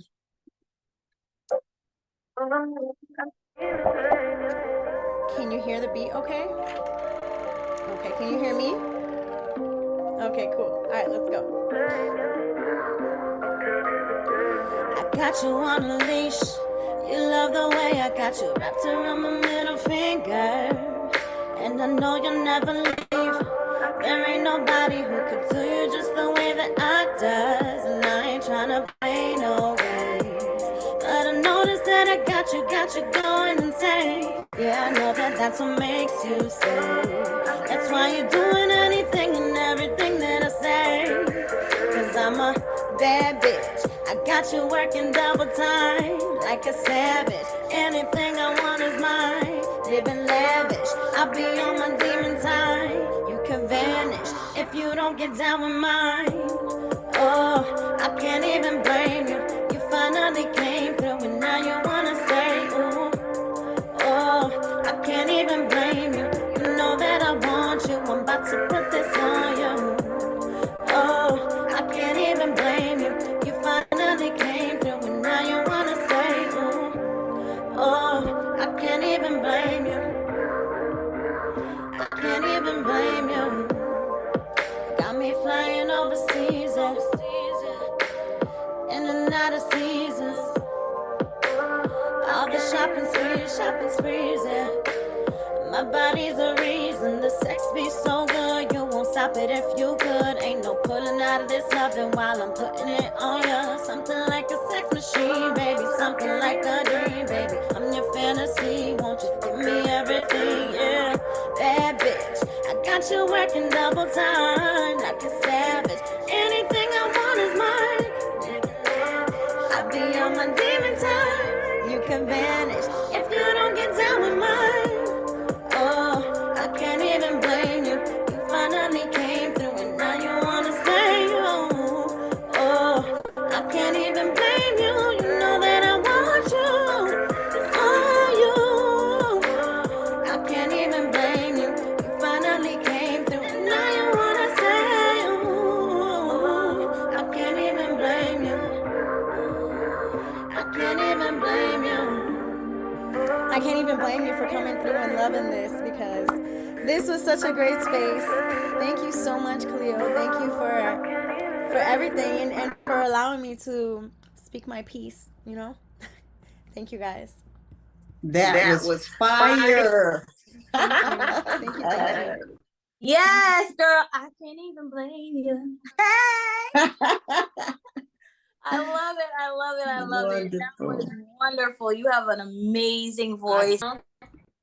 This is the ending, and I appreciate and thank you all. I'm only 4 minutes over. Don't kill me. Only 4 minutes over, but I think we did great use of our time. I love you all. Thank you all so much for being here to support me and supporting this platform that I'm embarking on. And you guys have a wonderful weekend. Love y'all. Thank you. I love y'all too. Thank you so much. Bye, everyone. Bye. Have a great day. Bye. Welcome to Set Yourself Free Life Coaching. We guide women who are overwhelmed with being emotionally stuck to get unstuck, so they can reach new heights of their full potential. We believe that everyone has the power to create the life they desire, but sometimes we need a little help along the way. That's where we come in. We provide personalized coaching and support to help you overcome your obstacles and achieve your goals. Our coaching program is based on the principles of positive thinking and self-empowerment. We believe that by changing your mindset, you can change your life. We will teach you how to identify and challenge your negative thoughts and replace them with positive ones. We will also help you develop a strong sense of self-worth and confidence. Together, we will create a personalized plan to help you reach your goals. We will work with you on your specific challenges and provide you with the support and motivation you need to succeed. If you are ready to break free from the past and create the life you deserve, then contact us today. We would be honored to help you on your journey.